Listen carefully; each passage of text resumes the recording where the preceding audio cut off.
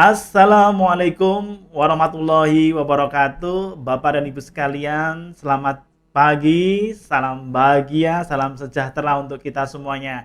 Kembali Larsi, Lembaga Akreditasi Rumah Sakit Indonesia menghadirkan Larsi Talk Show edisi yang kelima, dan kali ini temanya adalah tentang peran K3 dalam peningkatan mutu dan pengembangan rumah sakit. Bapak Ibu sekalian yang telah hadir, kami sangat berterima kasih kepada Bapak Ibu sekalian yang telah berkenan bersama dengan kami dalam rangka untuk terus bersemangat dalam memajukan dan meningkatkan mutu rumah sakit di Indonesia. Bapak Dede Sri Mulyana SKM Mars, narasumber kita pertama. Biodatanya beliau adalah sebagai berikut: lahir di Ciamis 30 April 1970, pendidikan terakhir beliau adalah S2 Kajian Administrasi Rumah Sakit, program Pasca Sarjana Universitas Indonesia. Lalu beliau sekarang sebagai Koordinator Umum dan Hukum Rumah Sakit Haji Jakarta, Konsultan Manajemen Kesehatan, dan juga sebagai pengajar. Tentu saat ini beliau bersama dengan Larsi sebagai Surveyor Larsi, Lembaga Akreditasi Rumah Sakit Indonesia. Baik, kita sapa terlebih dahulu narasumber kita yang pertama. Assalamualaikum, selamat pagi Pak Dede. Waalaikumsalam warahmatullahi wabarakatuh. Iya, baik. Baik, terima kasih Pak Dede. Nanti Pak Dede akan menyampaikan sesi pertama. Tetapi sebelumnya kita akan sapa terlebih dahulu narasumber kita yang kedua, Pak Dede. Kita nanti akan bersama dengan Pak Dede, tapi kita akan menyapa terlebih dahulu narasumber kita yang kedua. Sekarang gimana? Ya, sudah. Ya. Baik, terima kasih. Kita akan sambut bersama narasumber kita yang kedua, Dr. Astrid. Kami persilakan tayangannya.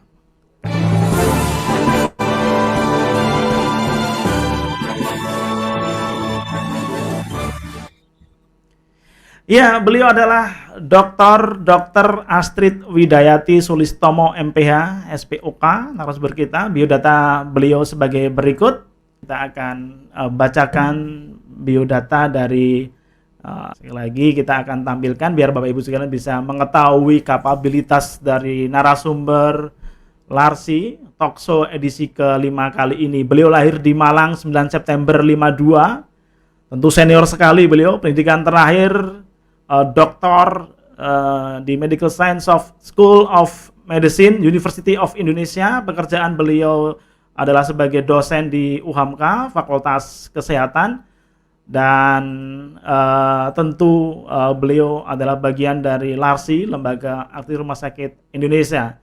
Baik, kalau begitu kita akan menyapa beliau terlebih dahulu sebelum nanti masuk ke sesi beliau. Sesi beliau adalah sesi yang kedua. Kita akan sapa Dr. Astrid. Assalamualaikum, selamat pagi Dr. Astrid. Waalaikumsalam Pak Budi. Selamat baik. Pagi, salam sejahtera. Iya, terima kasih Dok. Nanti dokter di sesi yang kedua, dan sebelumnya nanti kita akan menyimak dulu sesi yang pertama dari Pak Dede S. Mulyana. Terima kasih dokter, sehat selalu. Nanti kita akan bersama dengan Dr. Astrid. Baik, kalau begitu sahabat Larsi sekalian dimanapun Anda berada, kita akan menuju kepada sesi kita yang pertama. Waktunya 20 menit. Pak Dede S. Mulyana SKM Mars, beliau akan menyampaikan materi terkait dengan peran K3 rumah sakit dalam meningkatkan mutu, keselamatan pasien, dan pengembangan rumah sakit. Sesi pertama ini Pak Dede Mulyana akan menyampaikan dalam waktu 20 menit, dan nanti berikutnya akan kita berikan kepada Dr. Astrid untuk sesi yang kedua. Selepas sesi yang kedua nanti kita akan sesi tanya jawab. Pak Dede, 20 menit kami persilakan waktunya. Siap Pak Budi, terima kasih. Bapak Ibu sekalian yang saya hormati, Assalamualaikum warahmatullahi wabarakatuh. Waalaikumsalam warahmatullahi wabarakatuh. Oke, baik Bapak Ibu sekalian, izinkan saya share screen terlebih dahulu. Mohon dicek, sudah muncul Pak Budi materi saya? Ya, sudah Pak. Ya, baik. Baik, Bapak Ibu sekalian, senang sekali saya bisa berada di tengah-tengah Bapak Ibu sekalian. Di sini saya bukan berarti menggurui atau mengajari Bapak Ibu sekalian. Saya percaya bahwa banyak sekali senior-senior saya di sini. Saya lihat banyak senior, banyak guru-guru, kemudian para surveyor sekalian juga sudah pada ahli. Jadi saya di sini izinkan untuk share berdasarkan ilmu yang saya dapat dan pengalaman-pengalaman yang pernah saya lakukan dalam melaksanakan sebagai praktisi K3 di rumah sakit. Baik Bapak Ibu sekalian, terkait dengan materi ya, ini jadi materi saya itu peran K3RS dalam meningkatkan mutu ya, keselamatan pasien dan pengembangan rumah sakit. Nah, nanti kita menarik sekali nih tugas yang diberikan kepada saya, bagaimana K3 meningkatkan mutu keselamatan pasien dan pengembangan rumah sakit ya. Ini dasar hukumnya, jadi saya mengambil materi-materi yang disampaikan ini dari berbagai dasar hukum ini. Nanti silakan Bapak Ibu bisa mendapatkannya, silakan untuk mencari. Jadi saya ini ada waktu sekitar 25 menit ke depan.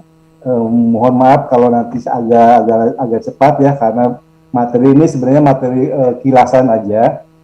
Adapun untuk pendalaman, berharap nanti kita bisa diskusi setelah asal sesi ini selesai pun saya terbuka untuk kita berdiskusi ya terkait dengan bagaimana pelaksanaan K3 di rumah sakit. Baik Bapak Ibu sekalian, sebelum saya lebih lanjut, ini pengertian dulu ya. Pengertian tentang keselamatan kerja, kesehatan kerja, dan keselamatan kerja di rumah sakit itu apa? Jadi keselamatan kerja adalah upaya yang dilakukan ya untuk mengurangi terjadinya kecelakaan, kerusakan, dan segala bentuk kerugian. Nah, itu fokusnya ya. Kecelakaan, kerusakan, dan segala bentuk kerugian. Baik terhadap manusia, maupun yang berhubungan dengan peralatan objek kerja, tempat kerja, lingkungan kerja, baik langsung atau tidak langsung. Jadi fokus keselamatan kerja adalah untuk mengurangi atau mencegah kecelakaan, kerusakan, dan segala bentuk kerugian terhadap manusia, lingkungan, tempat kerja, dan objek kerja, baik langsung atau tidak langsung ya. Kemudian yang disebut dengan kesehatan kerja adalah upaya peningkatan dan pemeliharaan derajat kesehatan. Nah, itu kata kuncinya. Upaya peningkatan dan pemeliharaan derajat kesehatan. Bagaimana caranya? Ya, yang setinggi-tingginya ya bagi pekerja di semua jabatan. Pencegahan penyimpangan kesehatan yang disebabkan oleh kondisi pekerjaan, perlindungan pekerja dari risiko akibat faktor yang merugikan kesehatan ya. Kemudian penempatan dan pemeliharaan pekerja dalam suatu lingkungan kerja yang mengadaptasi antara pekerjaan dengan manusia dan manusia dengan jabatannya. Nah, ini kesehatan kerja. Melihat dari aspek peningkatan dan pemeliharaan kesehatannya. Nah, jadi keselamatan dan keselamatan kerja atau K3RS itu adalah segala kegiatan untuk menjamin dan melindungi, keselamatan dan kesehatan bagi sumber daya manusia di rumah sakit kita karyawan ya. Bagi pasien, ya, bagi pendamping pasien atau keluarga pasien, ya, dan bagi pengunjung, nah, maupun lingkungan rumah sakit melalui upaya pencegahan kecelakaan kerja dan penyakit akibat kerja. Nah, jadi pasien, pengunjung, karyawan yang berada di lingkungan rumah sakit itu tanggung jawab rumah sakit untuk memastikan terlindunginya aspek keselamatan, terlindunginya aspek kesehatan bagi semua yang tadi ya. Karyawan, pasien, pengunjung yang ada di rumah sakit. Nah, itulah, maka di sini jelas sekali bahwa peran rumah sakit di dalam menjamin terlaksananya K3 di rumah sakit itu sangat vital sekali. Karena kita tidak beda dengan di perusahaan ya, beda dengan di kantor yang bukan rumah sakit, hanya fokus kepada karyawan atau mungkin fokus kepada karyawan dan pengunjung dan tamu-tamu. Tapi rumah sakit itu sangat kompleks sekali. Ya, kita di samping karyawan ada pasien, pengunjung, keluarga pasien, itu bertanya belum lingkungan, makanya kan sangat risiko tinggi itu ada di rumah sakit itu. Kemudian tujuan penerapan K3RS adalah untuk terwujudnya ya penyelenggaraan K3RS yang optimal, yang efektif, efisien, ya efektif tepat guna, efisien berhasil guna dan berkesinambungan. Jadi tidak hanya saat akreditasi saja kita ribut-ribut urusin K3. Wah, mau akreditasi nih kita bentuk K3. Tidak, tapi ini berkesinambungan karena perlu lah tadi ya. Kemudian tujuan khususnya tempat kerja yang sehat, selamat, aman, nyaman bagi pasien, keluarga, karyawan dan pengunjung. Nah, ini. Kemudian tujuan khusus yang kedua, mencegah timbulnya kecelakaan akibat kerja, penyakit akibat kerja, penyakit menular dan tidak menular bagi SDM rumah sakit. Ya, inilah tujuan umum dan tujuan khusus dari penerapan K3 di rumah sakit. Pertanyaannya sekarang, bagaimana sih peran K3 di rumah sakit ya, dalam meningkatkan mutu, keselamatan pasien, dan pengembangan rumah sakit itu sendiri. Nah, bagaimana perannya, apa yang perlu dilakukan? Nah, nanti kita lihat satu-satu. Nah, untuk menjawab pertanyaan tersebut, saya ada sekitar 7 topik bahasan yang nanti akan saya sampaikan clue-cluenya ya, secara tidak terlalu detail tentunya, karena 7 materi ini biasanya kalau saya pelatihan itu 3 hari itu Pak Budi. 3 hari dilakukan, 1 hari 2 hari pertama pelatihan teori, ada workshop, kemudian hari ketiga simulasi. Nah, kita sekarang dipadatkan menjadi 20 sampai 25 menit, jadi saya akan sekilas-sekilas terkait teman-teman Bapak Ibu bisa mendalami dan kita diskusi lebih lanjut. Yang pertama organisasi K3 ya. Organisasi K3, sistem manajemen K3RS, standar K3RS, kemudian pendidikan dan pelatihan, pencatatan dan pelaporan, penilaian K3RS, dan pengembangan dan pengawasan. Pertama, organisasi K3 rumah sakit. Bagaimana sih di rumah sakit itu harus ada K3, bagaimana bentuknya? Jadi unit kerja fungsional rumah sakit di K3 rumah sakit itu adalah bisa berbentuk komite, bisa ada komite K3. Dulu saya sempat sebagai ketua komite K3. Benar, boleh juga sebagai subkomite. Misalnya di komite ada komite apa, ada jadi subkomite K3. Atau instalasi K3. Ataupun misalnya unit kerja K3.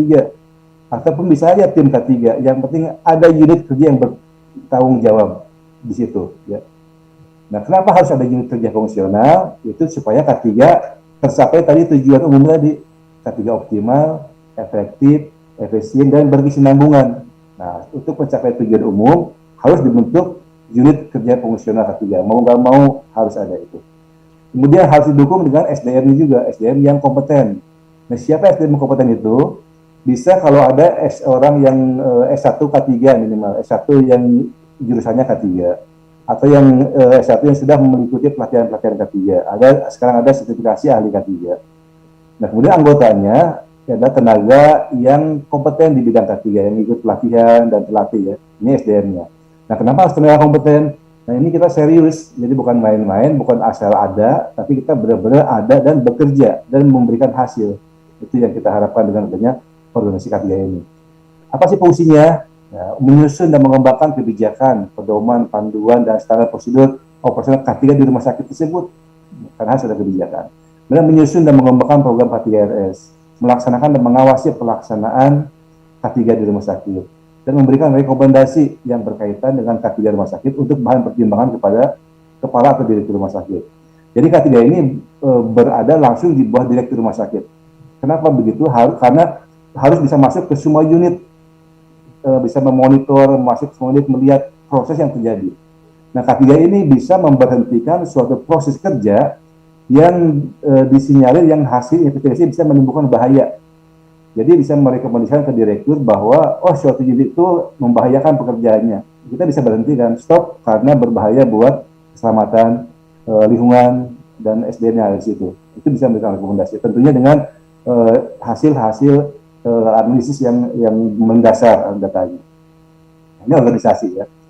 Yang kedua, jadi kesimpulannya untuk organisasi kita wajib ya, rumah sakit pertama kali harus buat organisasinya, harus ada unit kerjanya untuk melaksanakan K3 itu. Kalau mau berjalan dengan bagus, kalau mau menimbulkan dampak yang pengembangan rumah sakit terhadap mutu dan terhadap keselamatan pasien. Yang kedua, sistem manajemen K3 rumah sakit. Nah, tadi sudah ada unit organisasinya. Kemudian sudah ada organisasi, kita langsung bentuk sistem kerjanya, bagaimana sistem manajemennya. Nah, sistem manajemennya, pertama kita harus menetapkan kebijakan K3 rumah sakit. Jadi sudah ada organisasinya, langsung dibuat kebijakan K3 rumah sakit. Apa itu kebijakan itu? Harus meliputi tujuan K3 rumah sakit, dijelaskan di situ. Organisasinya harus ada ditetapkan dengan SK direktur. Sebagai misalnya komite K3, atau instalasi K3, atau tim K3. Ya. Harus ada orang yang full time bekerja di situ, tidak boleh yang nyambi-nyambi. Ya. Kemudian ada dukungan dana tentunya, dukungan dana dan sarpras. Kalau K3 membuat program kerja, banyak programnya dan diajukan ke pimpinan. Nah, pimpinan juga harus mendukung, memberikan persetujuan terhadap program tersebut. Itulah bukti dari kebijakan itu. Ya. Jadi kebijakan ini adalah komitmen tertulis dari pimpinan rumah sakit untuk melaksanakan K3. Itu tertulisnya ada tujuan, organisasi, dan dukungan dana dan sarana. Setelah ada kebijakan masuk ke perencanaan K3, kita harus membuat rencana K3 di rumah sakit. Rencana syaratnya harus jelas sasarannya buat siapa. Harus dapat diukur supaya nanti kinerjanya diukur. Harus mengacu pada kebijakan yang ditetapkan ini. Harus mengacu pada nomor 1 ini, kepada kebijakan. Ya. tidak boleh lepas dari kebijakan ini. Kemudian mempertimbangkan perundang-undangan, potensi bahaya dan K3. Jadi rujukan-rujukan K3 seperti yang tadi saya sampaikan, nah kita mengacu di situ. Kita K3 di rumah sakit dalam rangka melaksanakan perundang-undangan yang berlaku. Itu prinsipnya. Jadi kita sudah acuannya seperti itu. Dan bos, kita sudah buat perencanaan K3, langsung kita membuat pelaksanaan rencana K3. Rencana dibuat dan rencana harus dilaksanakan. Apa itu rencana K3? Jadi pelaksanaan rencana K3 itu sesuai dengan standar K3 rumah sakit. Jadi kita melaksanakan standar K3 di rumah sakit, itulah yang kita laksanakan. Jadi rencana K3 adalah ya standar K3 itu. Ya. Kemudian harus didukung oleh SDM, sarper dan anggaran tentunya itu. Ya. Jadi nanti akan kita lihat nih. Sekarang tuh suka banyak yang mengeluh K3 itu sulit untuk memberi di ACC dananya karena hanya membuang-buang uang misalnya gitu ya. Karena dengan adanya K3 banyak dana yang dipakai, belum kelihatan hasilnya. Nah, nanti kita lihat kenapa hal itu terjadi. Ya. Jadi jangan sampai kita berpikiran, wah K3 hanya menghabiskan uang rumah sakit. Tapi justru itulah, dengan adanya K3 kita bisa men-saving uang rumah sakit. Nanti kita lihat bagaimana dengan adanya K3, kok uang rumah sakit bisa di-saving, bisa lebih menghemat. Gitu ya. Yang keempat, Bapak Ibu sekalian, dilakukanlah setelah ada pelaksanaan rencana, pemantauan dan evaluasi terhadap kinerja K3. Jadi dilaksanakan dengan cara apa? Dengan cara audit. Ada audit K3, audit SMK3, baik dengan atau dengan investigasi kalau ada insiden ya. Audit ini audit internal oleh tim K3 atau audit eksternal oleh dari pihak-pihak yang lembaga independen. Audit bersiapa dilakukan kepada unit-unit kerja. Jadi tadi tim K3 atau komite K3 ya melakukan audit terhadap pelaksanaan K3 di masing-masing unit kerja. Ya. Bagaimana unit kerja melaksanakan program-program yang sudah ditetapkan oleh unit K3 tadi. Ya. Kemudian yang kelima, peninjauan dan peningkatan kinerja K3. Diulang, direview lagi. Jadi ini untuk menjamin efektivitas sistem manajemen K3. Objek peninjauannya apa? Kebijakan, rencana, ya, pelaksanaan, pemantauan, dan evaluasi. Ini tujuannya adalah untuk perbaikan kinerja rumah sakit. Itu peninjauannya. Ini adalah untuk sistem manajemen K3, jadi untuk bagaimana kita melaksanakan program-program melalui sistem manajemen K3 ini. Nah, berikutnya ini adalah standar K3. Ini kaitannya dengan yang tadi, ya, standar itu untuk melaksanakan rencana K3 itu adalah yang dilaksanakan itu standar K3. Apa standar K3 itu? Ada 8. Ya, ada 8 standar K3. Yang pertama adalah manajemen risiko K3 rumah sakit. Nah, ini yang pertama harus dilakukan, melakukan manajemen risiko K3 di rumah sakit. Apa aja yang manajemen risiko nanti kita lihat ya. Jadi intinya adalah memastikan risiko-risiko yang ada di tempat kerja masing-masing sudah teridentifikasi dan sudah dikendalikan. Yang kedua, keselamatan dan keamanan di rumah sakit. Memastikan kondisi selamat, memastikan kondisinya aman, tidak ada hal-hal yang merugikan. Yang ketiga, pelayanan kesehatan kerja. Nah, ini nanti akan lebih dalam oleh narasumber yang kedua terkait dengan pelayanan kesehatan kerja di rumah sakit. Yang ketiga, pengolahan bahan berbahaya dan beracun dari aspek K3. Bahan B3 ya, banyak sekali bahan B3 dari mulai penyimpanan, pengolahan, dan lain dan pelaksanaannya. Yang kelima, pencegahan dan pengendalian kebakaran. Nah, yang keenam, pengolahan prasarana rumah sakit dari aspek K3. Bagaimana sarpras yang aman, tidak merugikan. Yang ketiga, pengolahan peralatan medis dari aspek K3, alat medis ya diapakan supaya aman. Dan yang kedelapan, kesiapsiagaan menghadapi kondisi darurat atau bencana. Nah, ini minggu kemarin sudah dilaksanakan ya untuk talkshow yang bencana ini. Nah, ini merupakan bagian dari standar K3 rumah sakit. Nah, inilah yang perlu kita kupas, yang akan kita kupas ya satu demi satu kita lihat. Pertama, manajemen risiko K3. Ya, ini perlu dilakukan. Inilah tahapan-tahapannya terlalu tidak mungkin saya jelaskan secara detail di sini karena ini dari standar ini kalau kita melakukan ini pelatihannya bisa melakukan pelatihan khusus terkait dengan manajemen risiko K3. Intinya adalah ada langkahnya penerapan konteks kegiatan, identifikasi bahaya, analisis risiko tiap-tiap pekerjaan, evaluasi risiko, pengendalian risiko, komunikasi dan konsultasi, dan pemantauan atau telah ulang. Ini bagiannya seperti ini. Jadi pertama kali kita mengalami konteks ya. Jadi kita membuat manajemen risiko itu semua unit kerja harus membuat manajemen risiko. Semua unit kerja harus tahu risikonya apa di tiap-tiap pekerjaannya, ya. Karena semua pekerjaan pasti ada risikonya. Jadi kita mencari risiko adalah kita pekerjaan kita apa aja sih, lihat dari standar prosedur operasional, itu kita bisa mempermudah ya. Jadi lihat dan sesuaikan dengan visi misi rumah sakit dengan renstra, konteks eksternal apa sih kondisi-kondisi stakeholder, kondisi di luar seperti apa, kemudian kondisi internal, bagaimana kapabilitas organisasi, bagaimana SDM-nya, bagaimana proses bisnis kita disesuaikan nanti itu. Nah, jadi kalau kita sudah punya data ya, data pekerjaan, diidentifikasi nih dari pekerjaan kita apa yang bisa terjadi. Satu itu, ini contoh efek unit. Kemudian bagaimana kejadiannya, mengapa hal itu bisa terjadi, kapan hal itu bisa terjadi, di mana bisa terjadi, siapa yang bisa terjadi tertimpa kejadian tersebut, dan apakah ada evidence yang sebelumnya. Nah, inilah pertanyaan-pertanyaan yang bisa memudahkan kita untuk mengidentifikasi risiko pekerjaan.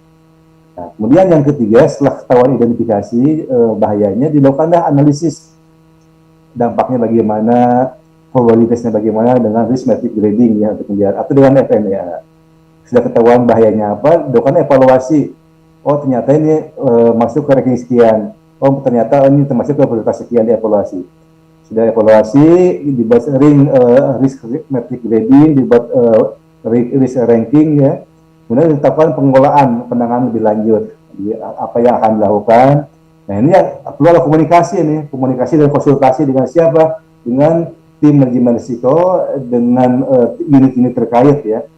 Jadi karena komunikasi dan konsultasi merupakan urat nadi dari manajemen risiko. Monitoring dan evaluasi dan review yang perlu dilakukan juga. Memastikan bahwa seluruh tahapan dan fungsi manajemen risiko dilaksanakan. Siapa yang monitor dan review adalah setiap unit memonitor review.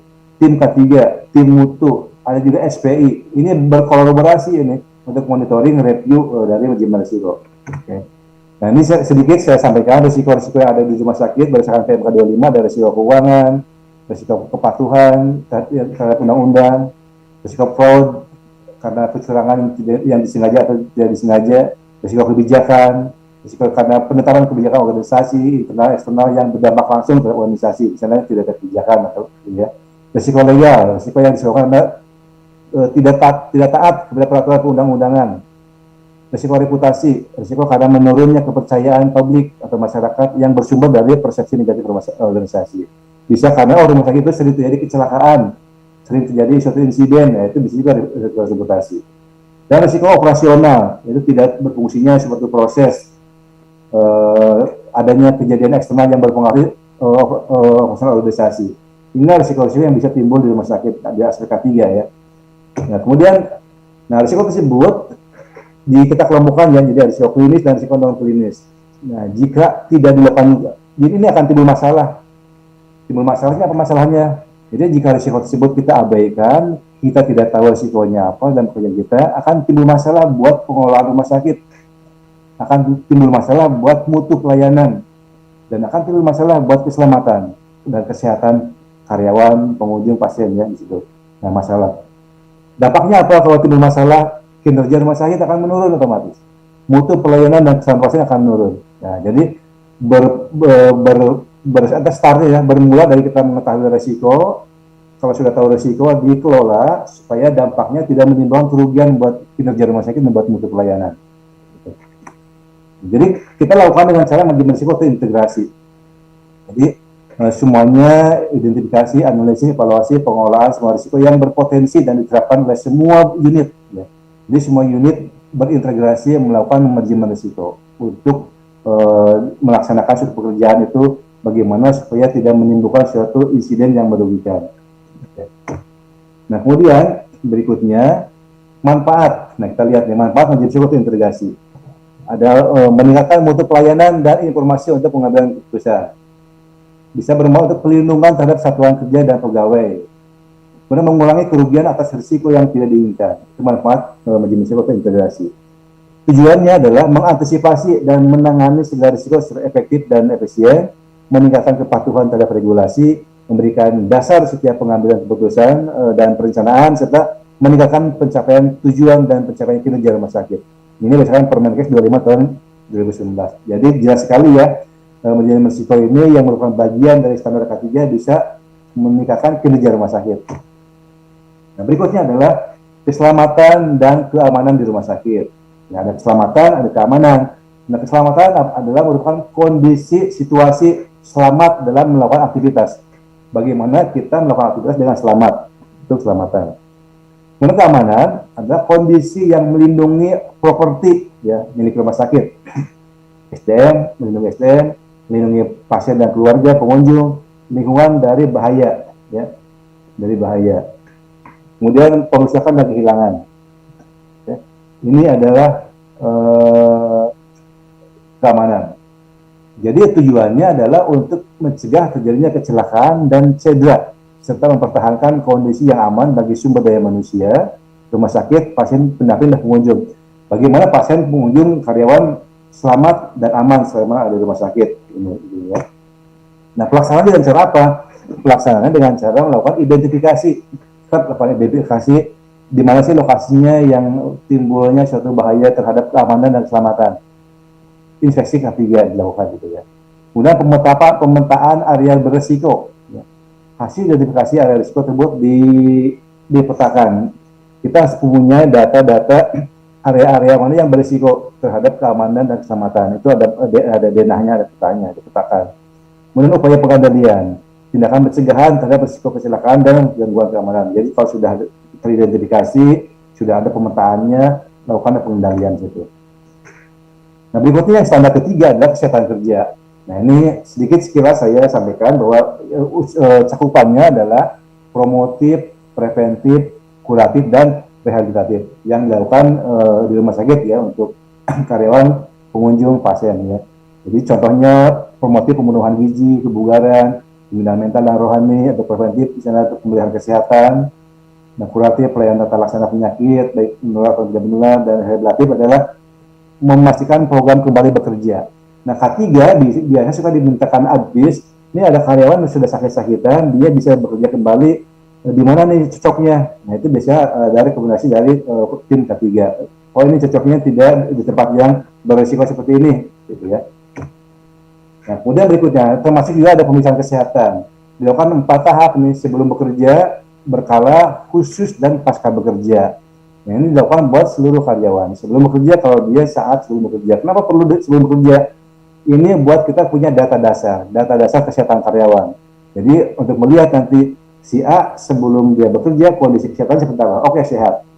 Kemudian bekerja, ternyata ada kondisi yang lain ini dibandingkan ya. Apakah dia termasuk penyakit akibat kerja atau bukan? Oke, sekilas saja. Jadi intinya adalah mana yang terbaik nih Bapak sekalian? A, B, C, D. Jadi prakerja sehat, masa kerja ada yang sehat, ada yang sakit, ya, atau purna kerja sehat, sakit, atau bahkan meninggal. Yang paling baik yang D ya.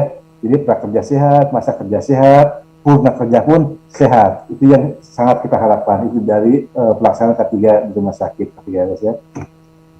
Kemudian yang setelah keempat B3 nih, pengelolaan bahan-bahan B3. Nah, bahan B3 banyak di rumah sakit. Intinya adalah melindungi sumber daya manusia, karyawan, pasien, pengunjung, maupun lingkungan di rumah sakit dari pajanan limbah B3. Banyak sekali limbah B3 di rumah sakit. Kalau tidak ditanganin itu berpotensi menimbulkan suatu kerugian, ya kerugian dalam artian insiden buat tadi ya pasien, pengunjung, karyawan. Karena kita banyak sekali limbah-limbah medis dan non medis. Nah, ada limbah B3. Rumah sakit harus mengolah itu dengan benar. Ada izinnya, izin pengolahan limbah B3, izin pengirimannya, bahkan ada izin penyimpanannya. Ya. Nah, dengan cara apa kita pengelolaan B3? Identifikasi bahaya B3 itu apa aja yang ada di kita nih di rumah sakit. Pastikan kita punya ada MSDS-nya, Material Safety Data Sheet, ada lembar data keselamatan bahan. Setiap bahan B3 wajib memiliki lembar data keselamatan bahan. Karena di situ ada informasi jenis bahan kimianya apa, bahayanya apa, pertolongan pertamanya apa, bagaimana bila mana kena mata, kena kulit, ya, bagaimana kalau kebakaran bisa berdampak apa, itu ada. Ya. Jadi kemudian yang ketiga menyiapkan sarana keselamatan bahan-bahan B3, ada shower tray misalnya gitu ya. Kemudian membuat pedoman standar prosedur untuk pengelolaan bahan B3, penanganan bila mana kondisi darurat. Bisa bahan B3 ketumpah lagi mana? Nah, ini ada sedikit ya. Jadi siapkan penyimpanan dengan ada lemari khusus buat bahan B3. Ada body wash penyiram badan, ada pencuci mata, ada pakai APD khusus, ya, ada rambu-rambu dan spill kit. Ya. Jadi siapkan spill kit selalu tiap-tiap ruangan. Jadi seperangkat alat yang digunakan untuk menangani jika terjadi tumpahan, baik berupa cairan tubuh pasien, darah, muntah, urin, dahak, atau bahan kimia lainnya, agar tidak membahayakan pekerja dan lingkungan sekitarnya. Nah, ini adalah perlu ada spill kit dan perlu dilakukan sosialisasi bagaimana cara membersihkan limbah-limbah tumpahan itu. Kalau ada darah pasien jatuh di lantai, ini bagaimana cara membersihkannya, tidak asal ngelap aja, tapi menggunakan metode-metode dengan menggunakan spill kit itu. Ya, ada tekniknya. Ini yang kelima, pencegahan bahaya kebakaran. Ya. Jadi tujuannya adalah memastikan SDM rumah sakit, pasien, pendamping pasien, pengunjung pasien terlindung dari bahaya api, asap, dan bahaya yang lainnya. Nah, ini Bapak sekalian, rumah sakit biasanya kan suka ada namanya sprinkler. Sprinkler itu adalah kalau kita lihat di langit-langit, ada yang warna merah.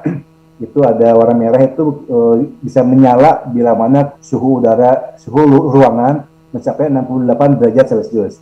Itu akan pecah dengan sendirinya, akan menyemburkan, mengeluarkan air, sehingga kalau ada kebakaran akan mati otomatis. Nah, itu benar ada sistem fire alarm juga.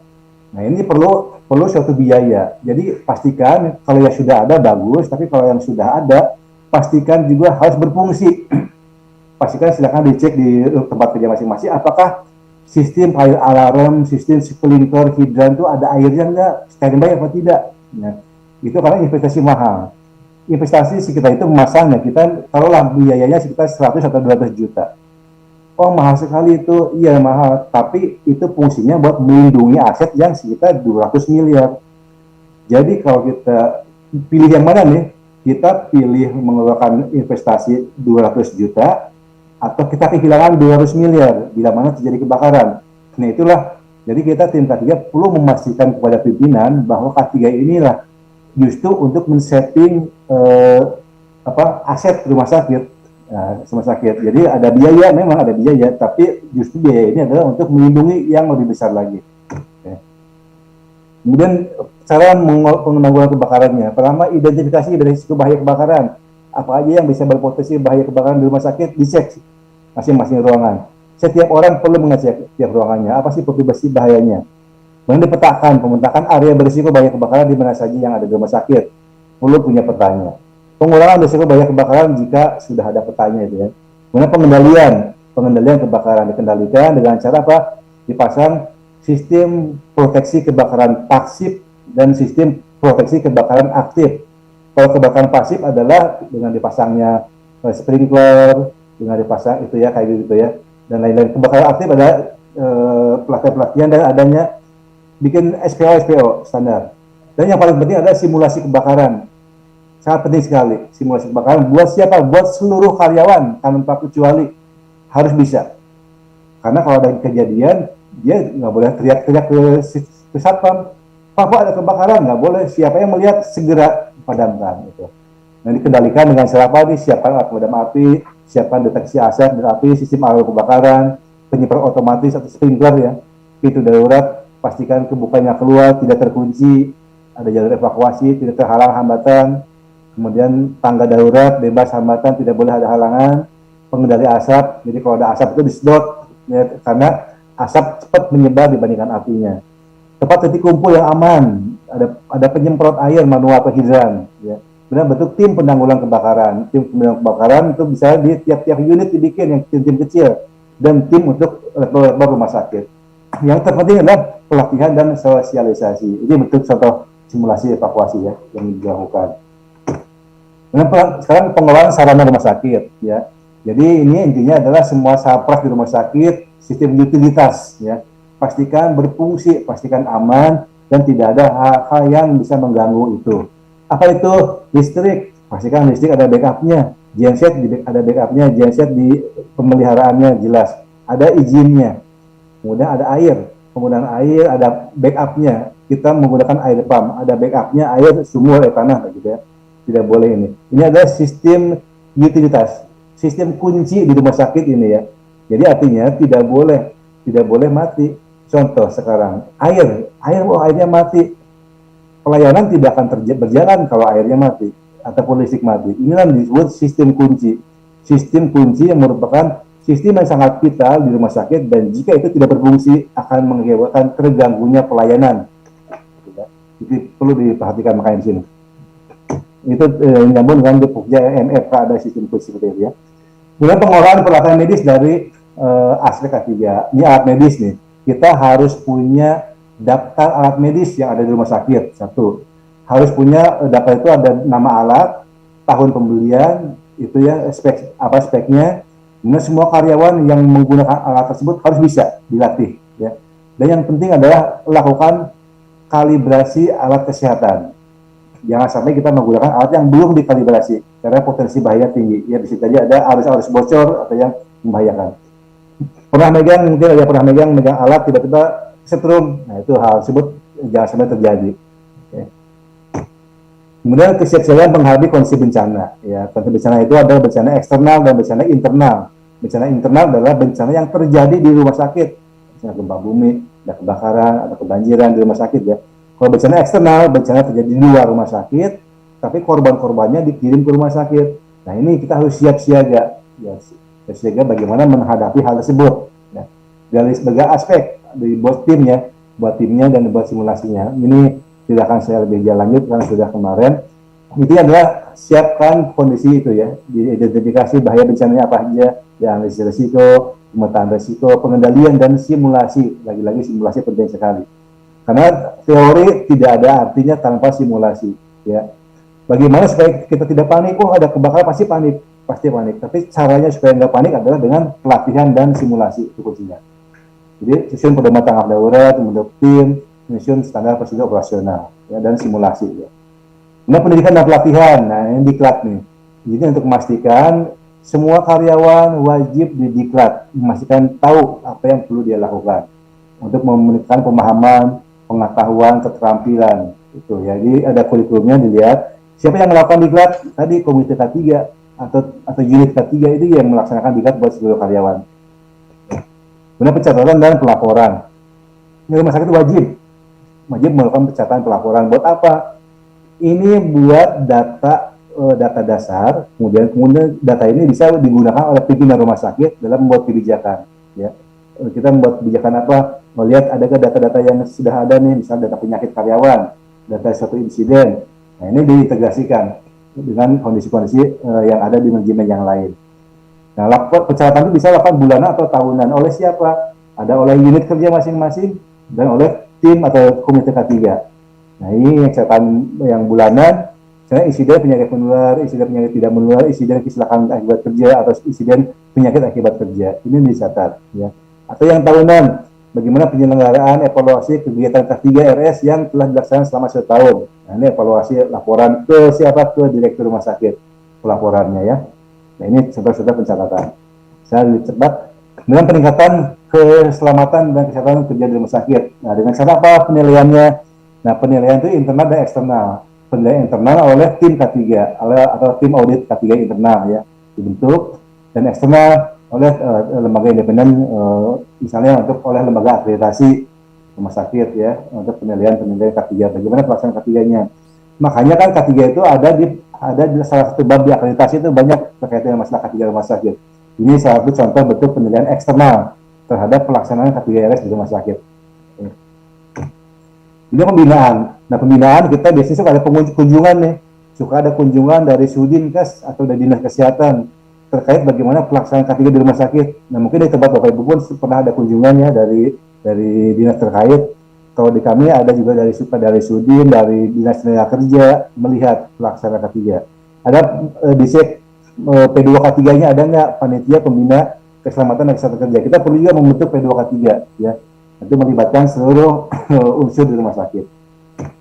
Nah, kesimpulannya Bapak Ibu sekalian dari yang saya paparkan tadi, jadi intinya pertama nih, konsep K3 di rumah sakit itu adalah kita melihat value di keselamatan dan kesehatan, apa yang perlu yang bisa dilakukan untuk di area kerja, karena di sini area kerja itu banyak sekali bahaya ya.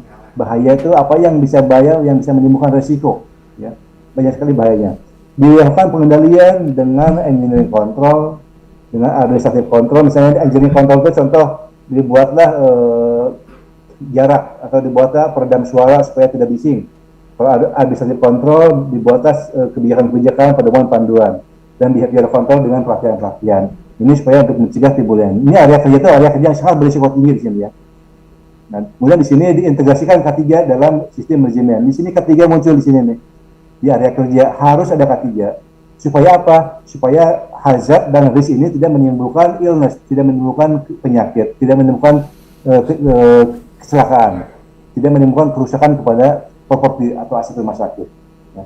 Sehingga di sini dampaknya adalah mutu dan keselamatan akan lebih terjamin. Tergantung di sini nih, kalau di sini tidak ada kesakitan, tidak ada kerusakan, tidak ada insiden, mutu akan lebih terjamin. Tapi sebaliknya kalau di sini banyak karyawan sakit, banyak kerusakan, banyak insiden, banyak kecelakaan, dan ini mutunya akan turun otomatis ya, berbanding lurus. Nah di sini kalau mutunya bagus akan memberikan pengembangan rumah sakit nih, pengembangan rumah sakit dengan dilaksanakannya K3 ini. Oleh karena itu wajib ya, rumah sakit wajib menyelenggarakan K3 RS. Ya, makanya di peraturan perundang-undangan diwajibkan itu, karena tujuannya buat mutu itu. Yang kedua, peran K3 di rumah sakit, kesimpulan kedua adalah ruang lingkupnya. Laksanakanlah SMK3, laksanakan standar K3 RS, dan laksanakan pendidikan dan pelatihan. Nah ini ada melalui kebijakan, perencanaan, pelaksanaan, dan pemantauan. Nah ini semua tujuannya adalah untuk diukur nih indikator kinerja K3. Jadi bisa menurunkan absensi karyawan rumah sakit yang sakit, menurunkan angka kecelakaan kerja, menurunkan prevalensi penyakit akibat kerja, dan meningkatkan produktivitas kerja rumah sakit. Nah, ini lagi ada produktivitas kan, mutu, keselamatan pasien, dan untuk kualitas kerja kinerja rumah sakit. Jika dilaksanakan itu indikator. Unit K3 atau komunitas K3 berhasil tidaknya dia bekerja, inilah indikatornya nih. 4 ini. Kalau indikator 4 ini bagus, berarti tim K3-nya atau komunitas K3-nya dia bekerjanya bagus, berjalan. Yang ketiga, kesimpulan ketiga adalah K3 di rumah sakit, K3 RS bagi rumah sakit merupakan investasi, bukan sumber biaya ya. Jadi walaupun kita mengajukan anggaran tahunan ke direktur banyak sekian puluh juta, buktikan bahwa dengan menggunakan anggaran tersebut akan ada setting biaya buat rumah sakit.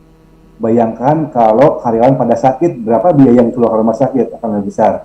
Bayangkan kalau karyawan ada kecelakaan kerja, berapa biaya rumah sakit untuk mengobati, berapa biaya rumah sakit untuk memberikan pekerjaan lain ya. Jadi kan pasti orang kerja kan dia libur, cuti, ada penggantinya kan. Nah itu. Dan bagaimana itu biaya. Buktikan bahwa dengan membeli APAR itu justru untuk melindungi rumah sakit dan lain-lainnya. Jadi pastikan kalau kita ingin berjalan bahwa K3 adalah merupakan investasi buat melindungi aset, bukan biaya. Itu Bapak sekalian. Baik. Yang bisa sampaikan, ini referensinya. Terima kasih. Mohon maaf kalau ada kekurangan. Jika ada yang kurang jelas, nanti kita bisa diskusikan lebih lanjut lagi. Terima kasih Pak Budi. Itu yang disampaikan. Assalamualaikum warahmatullahi wabarakatuh. Waalaikumsalam warahmatullahi wabarakatuh. Terima kasih Pak Dede, sangat luas beliau menyampaikan terkait dengan pengetahuan K3 secara umum, poin-poin terkait dengan bagaimana pengorganisasian K3 rumah sakit, sistem manajemennya, kemudian standar K3-nya, termasuk adalah upaya peningkatan kapasitas. Karena ciri khas dari mutu itu adalah adanya upaya peningkatan kapasitas, baik itu sumber daya dan yang lain ya. Dan juga terkait dengan pelaporan, penilaian, dan utamanya adalah pembinaan dan pengawasan. Pak Dede, terima kasih sesi yang pertama. Nanti kita akan lanjut dulu ke sesi yang kedua sebelum nanti kita akan berdiskusi lebih dalam lagi terkait dengan apa yang disampaikan oleh Pak Dede. Baik, nah sesi yang kedua Bapak Ibu sekalian, kita akan membahas terkait dengan aspek kesehatan kerja pada program K3 rumah sakit. Kita tahu saat ini kita sudah menjalani hampir menuju ke 3 tahun pandemi COVID-19, dan juga ada tentu masih bersama dengan kita juga penyakit-penyakit menular yang mengiringi di sekitar kita. Maka inilah pentingnya arti kehadiran K3. Sehingga tadi Pak Didi menyampaikan bahwa rumah sakit itu wajib sekali menyelenggarakan K3. Nah, membahas terkait dengan aspek kesehatan kerja pada program K3 rumah sakit, maka sesi yang kedua Dr. Astrid Sulistomo MPH SPOK, beliau akan menyampaikan sesi ini selama 30 menit ke depan. Setelah itu kita akan diskusi. Dr. Astrid, kami persilahkan. Terima kasih Pak Budi. Selamat pagi. Assalamualaikum warahmatullahi wabarakatuh kepada para peserta. Terima kasih telah meluangkan waktu untuk mengikuti ya semacam talk show ya mengenai K3 rumah sakit. Izin saya share screen.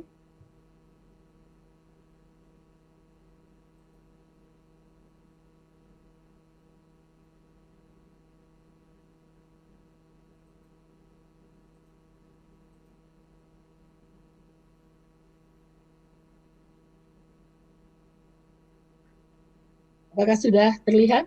Sudah, Bu. Ya, dan suara saya juga cukup jelas. Sangat jelas. Bagus, Bu. Ya, baik. Ya, terima kasih tadi kepada narasumber pertama, Pak Dede, sudah dengan sangat jelas dan sangat komprehensif, saya rasa ya, menjelaskan mengenai K3 rumah sakit, sehingga tugas saya menjadi lebih ringan ya. Saya fokus ke kesehatan kerja saja. Uh, Jadi di banyak negara ya industri penerapan program K3 itu sudah dilakukan sejak lama ya, abad ke-18 ya, terutama di sektor pertambangan ya, karena dulu kan kita tahu bahwa bekerja di tambang itu orang masuk ke dalam tanah, kemudian berhari-hari di situ ya, itu sangat berisiko sehingga K3 berkembang di situ ya. Tapi sektor kesehatan agak ketinggalan ya, karena apa? Karena ya waktu itu akreditasi itu fokus pada kualitas pelayanan ke pasien ya, dan waktu itu juga surveyornya mungkin juga kurang menguasai aspek ketiga nih, abad ke-18 19 ya. Dan kalau dilihat kan pekerja lebih banyak perempuan ya, mungkin pakai baju putih ya. Jadi berarti bersih, pekerjaan aman ya. Dan fokus pada kuratif pada pasien ya, bukan pada preventif ya. Dan biasanya pekerja kesehatan juga nggak aktif di serikat pekerja, jadi suka nggak tahu ya apa haknya dan sebagainya ya, tidak mengerti mengenai hak dia sebagai pekerja ya, padahal banyak sudah peraturan untuk pekerja ya. Jadi pada saat itu masih kurang ya perhatian dari pemerintah, lebih banyak ke sektor-sektor pekerjaan yang memang berisiko ya, kelihatan pekerjanya pada kotor ya, pekerja laki badannya besar-besar ya, dan itu dianggap berisiko. Padahal kalau kita lihat ya, program K3 rumah sakit itu baru mendapat perhatian khusus dengan munculnya epidemi penyakit menular ya, seperti HIV/AIDS pada waktu itu pertama-tama ya. Karena apa? Tenaga kesehatan tentu tidak ada yang mau tertular HIV ya, jadi baru di situ mulai banyak timbul guidelines, panduan ya, bagaimana untuk menjaga kesehatan para pekerja, dan muncul lagi SARS ya. Dan sekarang dengan pandemi COVID-19 juga kita lihat bahwa aspek ketiga khususnya pencegahan penularan penyakit itu menjadi sangat berkembang ya di fasilitas pelayanan kesehatan ya. Kemudian juga penyakit menular lain yang sering terjadi sebetulnya di rumah sakit seperti tuberkulosis, hepatitis B akhirnya menjadi penting ya, padahal penularan TB dari dulu sudah ada, tetapi ya tidak terlalu dianggap apa ya menakutkan atau apa ya, tidak seperti penyakit waktu itu dimulai dengan HIV dan sekarang dengan COVID ya. Kita tahu COVID yang paling banyak tertular atau Indonesia termasuk negara di mana tenaga kesehatan banyak sekali yang tertular ya. Saya tahu, saya hafalnya dokter itu ada 751 yang meninggal ya. Belum tenaga kesehatan lain ya, saya rasa kita di atas 1.000. Sedangkan kalau kita lihat karakteristik rumah sakit itu adalah industri ya, kalau kita mau bandingkan dengan industri. Ya, kita tahu satu rumah sakit tipe C saja mungkin pekerjanya sudah 1.000 ya, itu sudah setara dengan rumah sakit besar atau mungkin 500 ya. Dan sering sekali juga dikatakan tidak perlu ya melindungi kesehatan pekerja di rumah sakit karena isinya kan dokter, perawat yang semua sudah tahu cara melindungi diri sendiri. Padahal kalau kita lihat ya, selain profesi kesehatan, banyak tenaga teknis, laboratorium, administratif, ya, rumah tangga dan kebersihan dan lain-lain yang belum tentu tahu mengenai perlindungan terhadap dirinya. Termasuk sebetulnya juga tenaga kesehatan seringkali bukan tidak tahu ya, abai ya, atau menganggap ya itu risiko pekerjaan saya tertular ya. Kalau dulu tertular TB mungkin bisa berkata gitu ya, tetapi sekarang dengan penyakit yang lebih berbahaya mungkin juga sudah tidak lagi.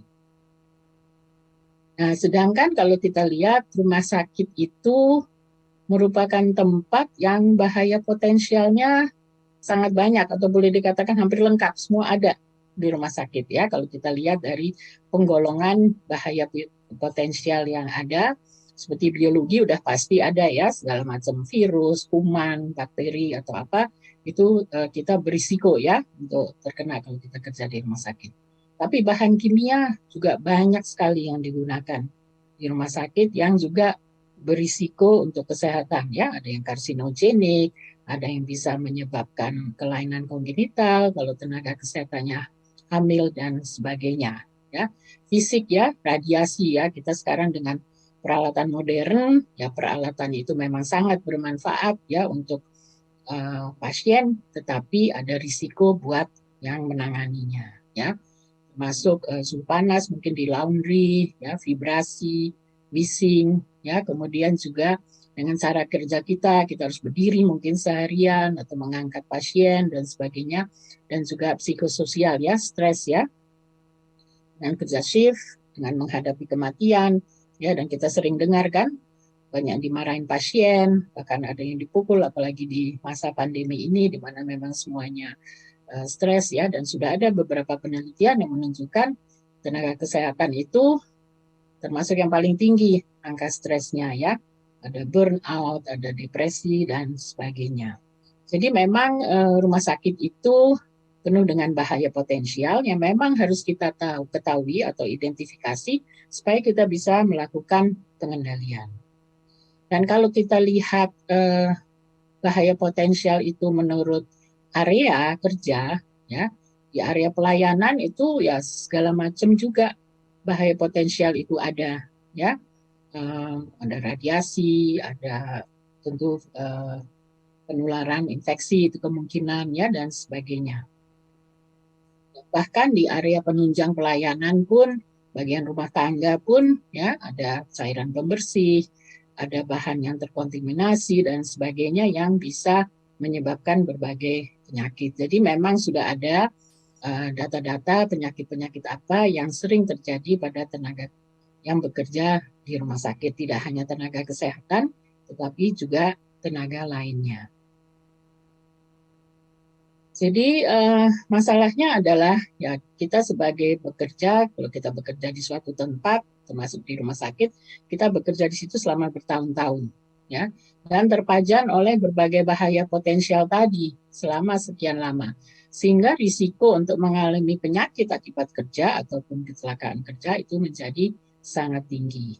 Jadi memang diperlukan upaya perlindungan bagi kesehatan agar rumah sakit bisa memberikan pelayanan berkualitas yang fokus pada keselamatan pasien ya, sebab kalau pekerjanya sakit tentu keselamatan pasien akan terpengaruh ya. Pekerja yang tidak sehat ya mungkin bisa salah memberikan obat karena konsentrasinya tidak penuh, bisa tenaganya lemah sehingga pasien bisa jatuh ini ya, jadi itu berpengaruh terhadap keselamatan pasien. Nah, mengenai oleh karena itu program K3 rumah sakit itu sangat penting ya. Jadi bukan hanya mengikuti karena ada perundang dan peraturan, tetapi memang sebagai mungkin pimpinan rumah sakit ya, kita kalau mau rumah sakitnya berjalan dengan baik ya, seperti tadi dikatakan Pak Dede, mau tidak mau memang K3 rumah sakit harus dilakukan. Nah, ini adalah saya mengambil contoh satu aja peraturan, tadi Pak Dede sudah lengkap ya latar belakang peraturannya. Ini yang khusus mengenai keselamatan dan kesehatan kerja rumah sakit. Sudah ada Permenkes nomor 66 tahun 2016.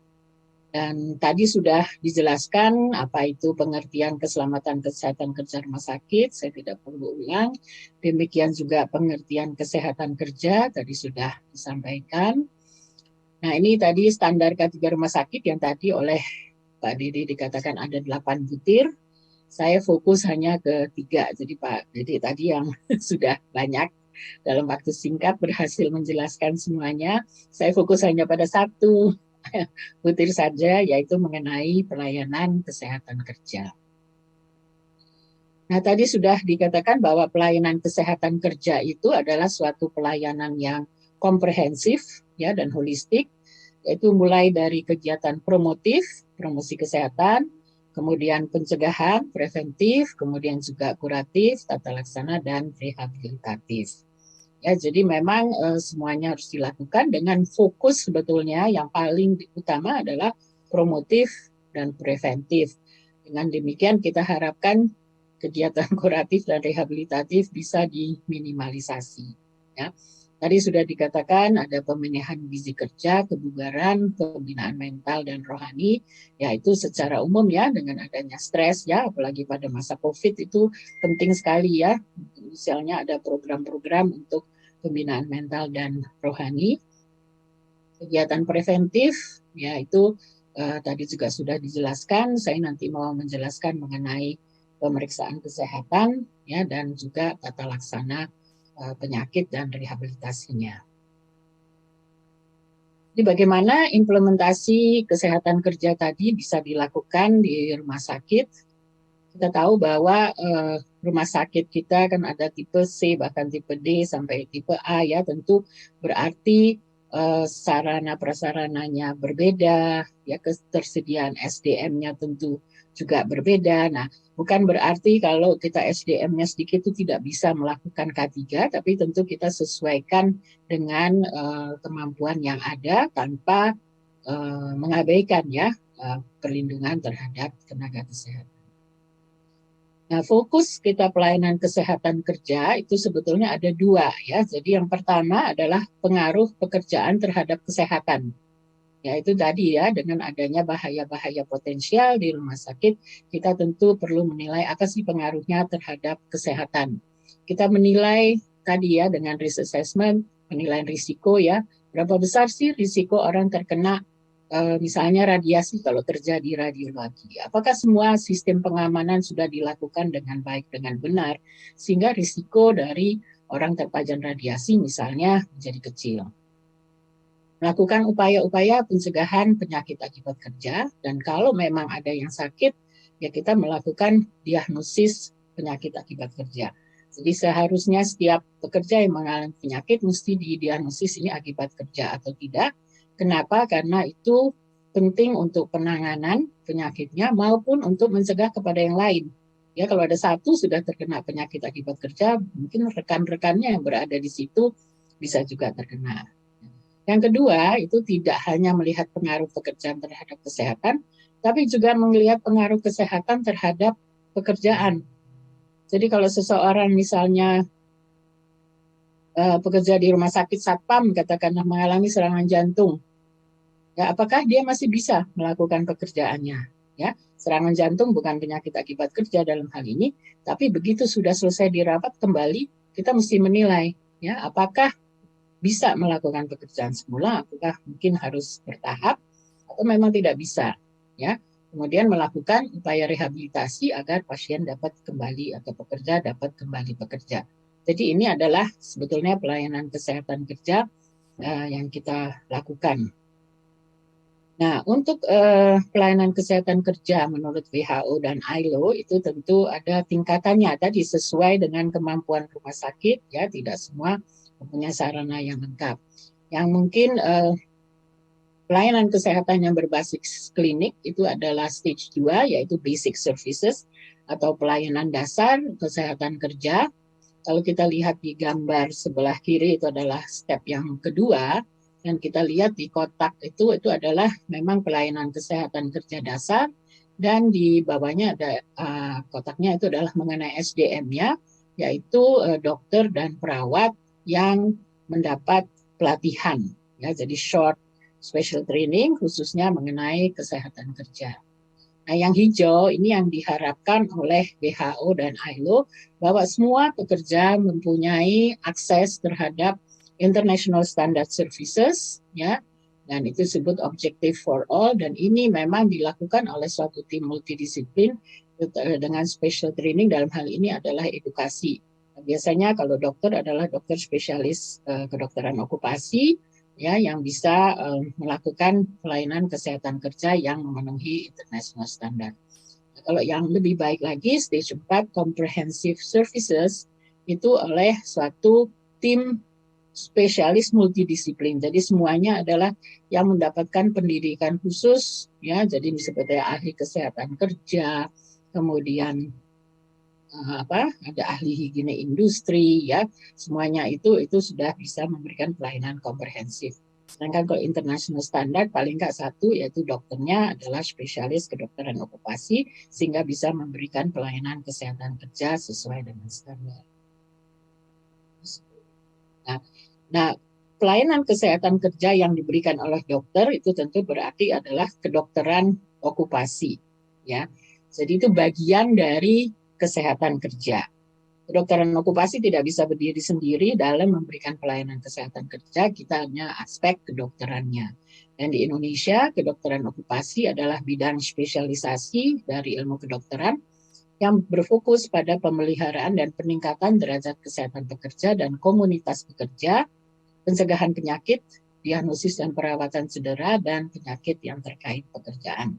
Ya, ini sesuai dengan definisi dari American College of Occupational and Environmental Medicine. Jadi ini suatu bidang spesialisasi kedokteran. Nah, jenis pelayanan yang diberikan oleh kami atau dalam bidang kesehatan kerja, kita ada dua jenis pelayanan. Yang satu yang diberikan kepada komunitas pekerja, yaitu seluruh pekerja di suatu tempat kerja, dan ada yang kepada individu pekerja. Nah, kepada komunitas pekerja, ya tadi sudah disebutkan ya, ada pemeriksaan prakerja, pemeriksaan kesehatan pekerja, ya, dan tadi ada yang pasca pekerja. Nah, tentu pemeriksaan yang harus dilakukan itu, kita tahu sekali bahwa sumber daya di rumah sakit terbatas, ya kita harus benar-benar pilih jenis pemeriksaan apa. Nah, itu yang belum ada dalam standar, karena tergantung pada jenis pemeriksaannya. Jadi sebagai tenaga kesehatan bekerja di bagian radiologi, mungkin dengan yang bekerja di poliklinik, tentu pemeriksaan yang harus dipilih seharusnya berbeda. Tidak semua pemeriksaan, ya, jadi tidak semua pekerja diperiksa sama semuanya, harusnya sesuai dengan risiko yang dialami, ya.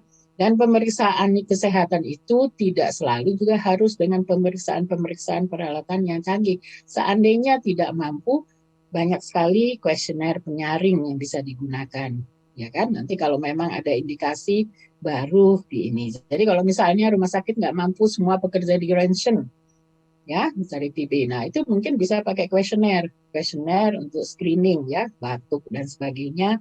Nah, itu baru ini. Jadi ya itu adalah kompetensi dari dokternya, ya, untuk menentukan apa yang sesuai untuk perusahaan dan pekerja ini, pemeriksaan jenis pemeriksaannya apa. Ya, jadi ini adalah yang ditujukan kepada semua pekerja, ya. Kalau penanganan masalah penyakit akibat kerja, maksudnya kalau ada satu yang terkena penyakit akibat kerja, tentu kita harus tangani seluruh komunitasnya agar tidak terkena penyakit yang sama. Nah, ini adalah pelayanan pada individu, ya, itu juga promosi kesehatan, maksudnya sesuai dengan situasi dia. Kemudian penilaian fit to work, tadi ya, kelaikan kerja. Kalau dia habis mengalami sakit, mengalami cedera, kita harus menilai apakah dia bisa kembali bekerja atau tidak, ya. Dan fit to work itu bukan hanya berarti sudah sembuh, ya, tetapi bahwa dia bisa atau dia mampu melakukan pekerjaannya, tetapi juga tidak menimbulkan risiko bagi pekerja lainnya maupun masyarakat sekitar, ya. Kemudian melakukan diagnosis dan penanganan penyakit akibat kerja, melakukan analisis pekerjaan, yaitu apakah memang berapa beban kerjanya dan sebagainya, menangani kecelakaan kerja, melakukan return to work evaluation, yaitu evaluasi kembali bekerja. Ya, jadi tidak sama semua orang, ya, habis serangan jantung atau habis COVID saja. Apakah semuanya bisa langsung bekerja? Ya, ada peraturan menteri yang menyatakan setelah 10 hari isolasi mandiri dan 3 hari tidak ada gejala boleh kembali kerja. Padahal sering sekali atau masih banyak pekerja yang pada saat itu masih sangat merasa lemas atau tidak bisa konsentrasi sehingga tidak aman sebetulnya bagi pasien. Ya, dia mampu kembali bekerja, tapi apakah aman bagi pasien? Nah, itu harusnya ada penilaian kembali kerja. Dan tentu bagi masyarakat itu pencegahan dampak industri terhadap kesehatan. Nah, kemudian juga kenapa kesehatan pekerja itu juga penting. Kita kadang-kadang atau bahkan belum ada ya data mengenai penyakit pekerja secara nasional ya. Tetapi yang kita punya adalah kecelakaan kerja. Kita lihat di sebelah kiri, sering sekali yang sebagai penyebab dari kecelakaan adalah adanya tindakan yang tidak aman dari pekerja atau memang kondisinya tidak aman. Ya, itu yang sering sekali diidentifikasi pada waktu kita melakukan melihat latar belakang penyebab dari kecelakaan. Padahal kalau kita lihat di bawah, sering sekali itu berkontribusi. Kenapa dia tidak aman cara kerjanya? Mungkin dia kondisi mentalnya sedang stres atau kelelahan, ya kerja shift yang berkepanjangan, ya beban kerjanya yang besar, ya atau memang kondisi fisiknya yang tidak baik, ya. Jadi memang kalau pekerjanya tidak baik, kecelakaan juga dengan sendirinya akan meningkat, ya, karena tidak bisa bekerja dengan konsentrasi penuh. Nah, siapa pelaksana untuk kesehatan kerja? Ya, tadi sudah disebut dari ILO dan WHO sudah menyebut siapa pelaksananya. Nah, yang pertama adalah bahwa tim multidisiplin, ya, tidak bisa masing-masing bekerja sendiri. Yaitu ada dokter, ada perawat, ya biasanya perawat kesehatan kerja, ada ahli kesehatan kerja, ahli ekonomi, higiene industri, ahli K3 dan lain-lain, ya. Itu memang idealnya adalah kalau itu ada di rumah sakit. Tadi Pak Didi sudah menyebutkan ya, minimum misalnya S1, K3 itu harus ada anak. Kalau di Indonesia untuk dokter yang memberi pelayanan kesehatan kerja itu memang ada yang mendapatkan pendidikan khusus yaitu dokter spesialis kedokteran okupasi. Ada juga dokter dengan S2 kedokteran kerja. Itu juga tentu kompetensinya berbeda ya, lebih terbatas ya.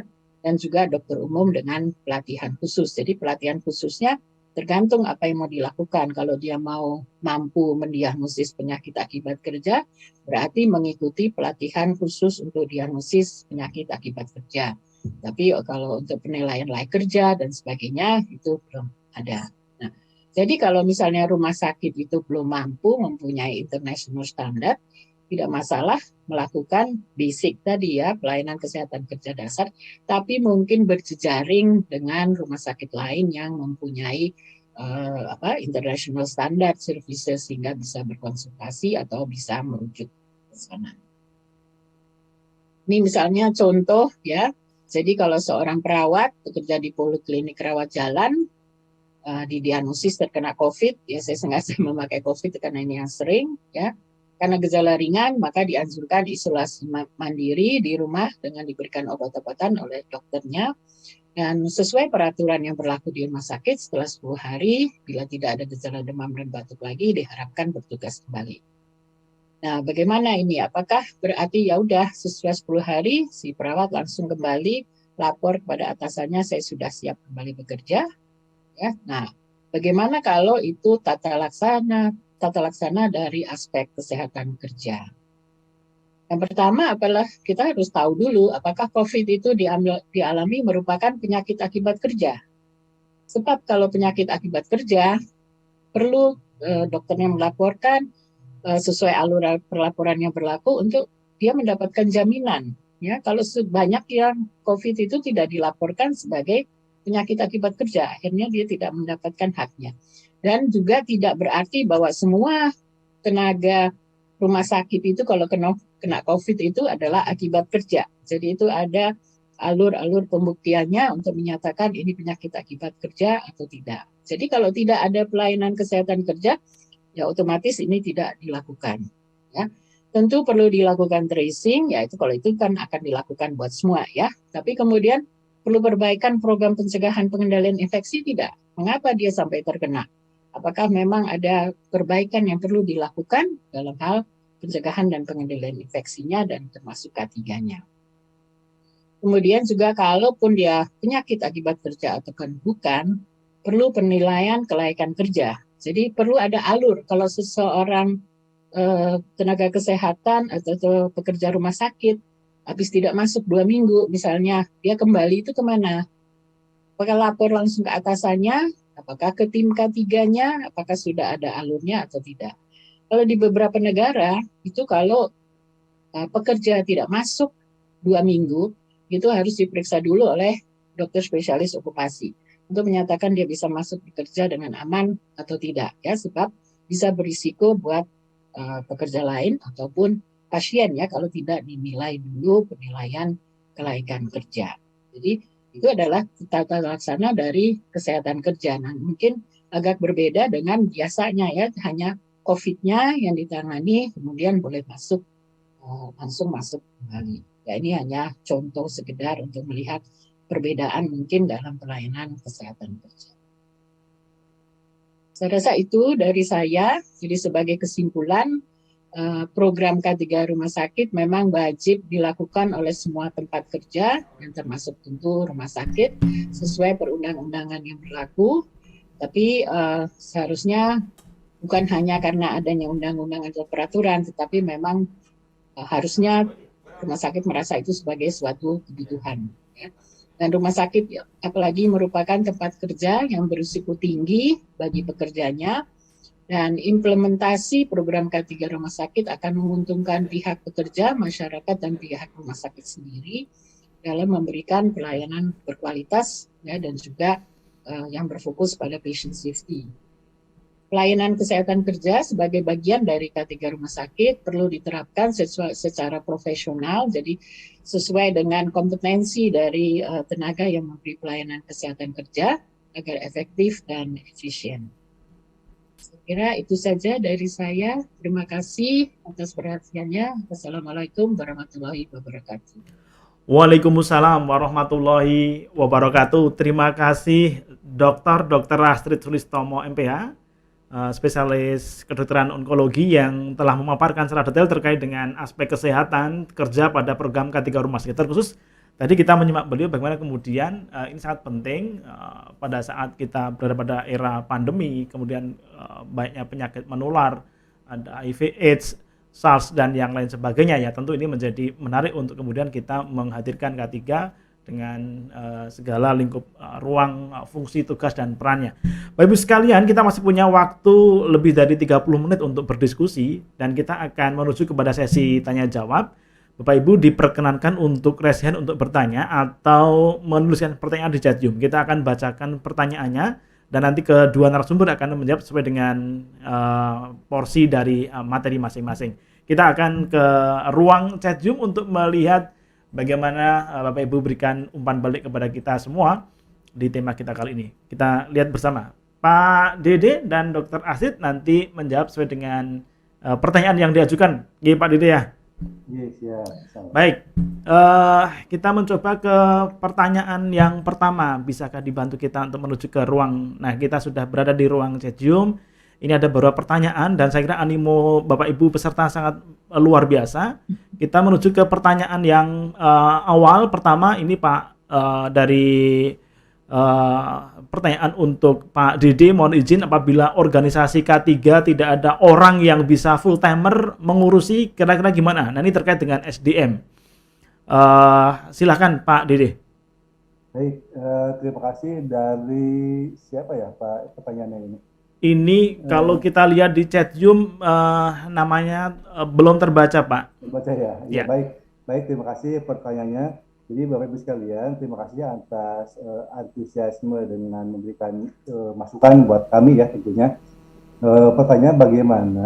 Saya akan coba menjawab sesuai dengan pengetahuan yang saya miliki, pengalaman, ya. Jika gini, kita kan wajib membuat suatu organisasi K3. Pertanyaannya bagaimana jika tidak ada ahli?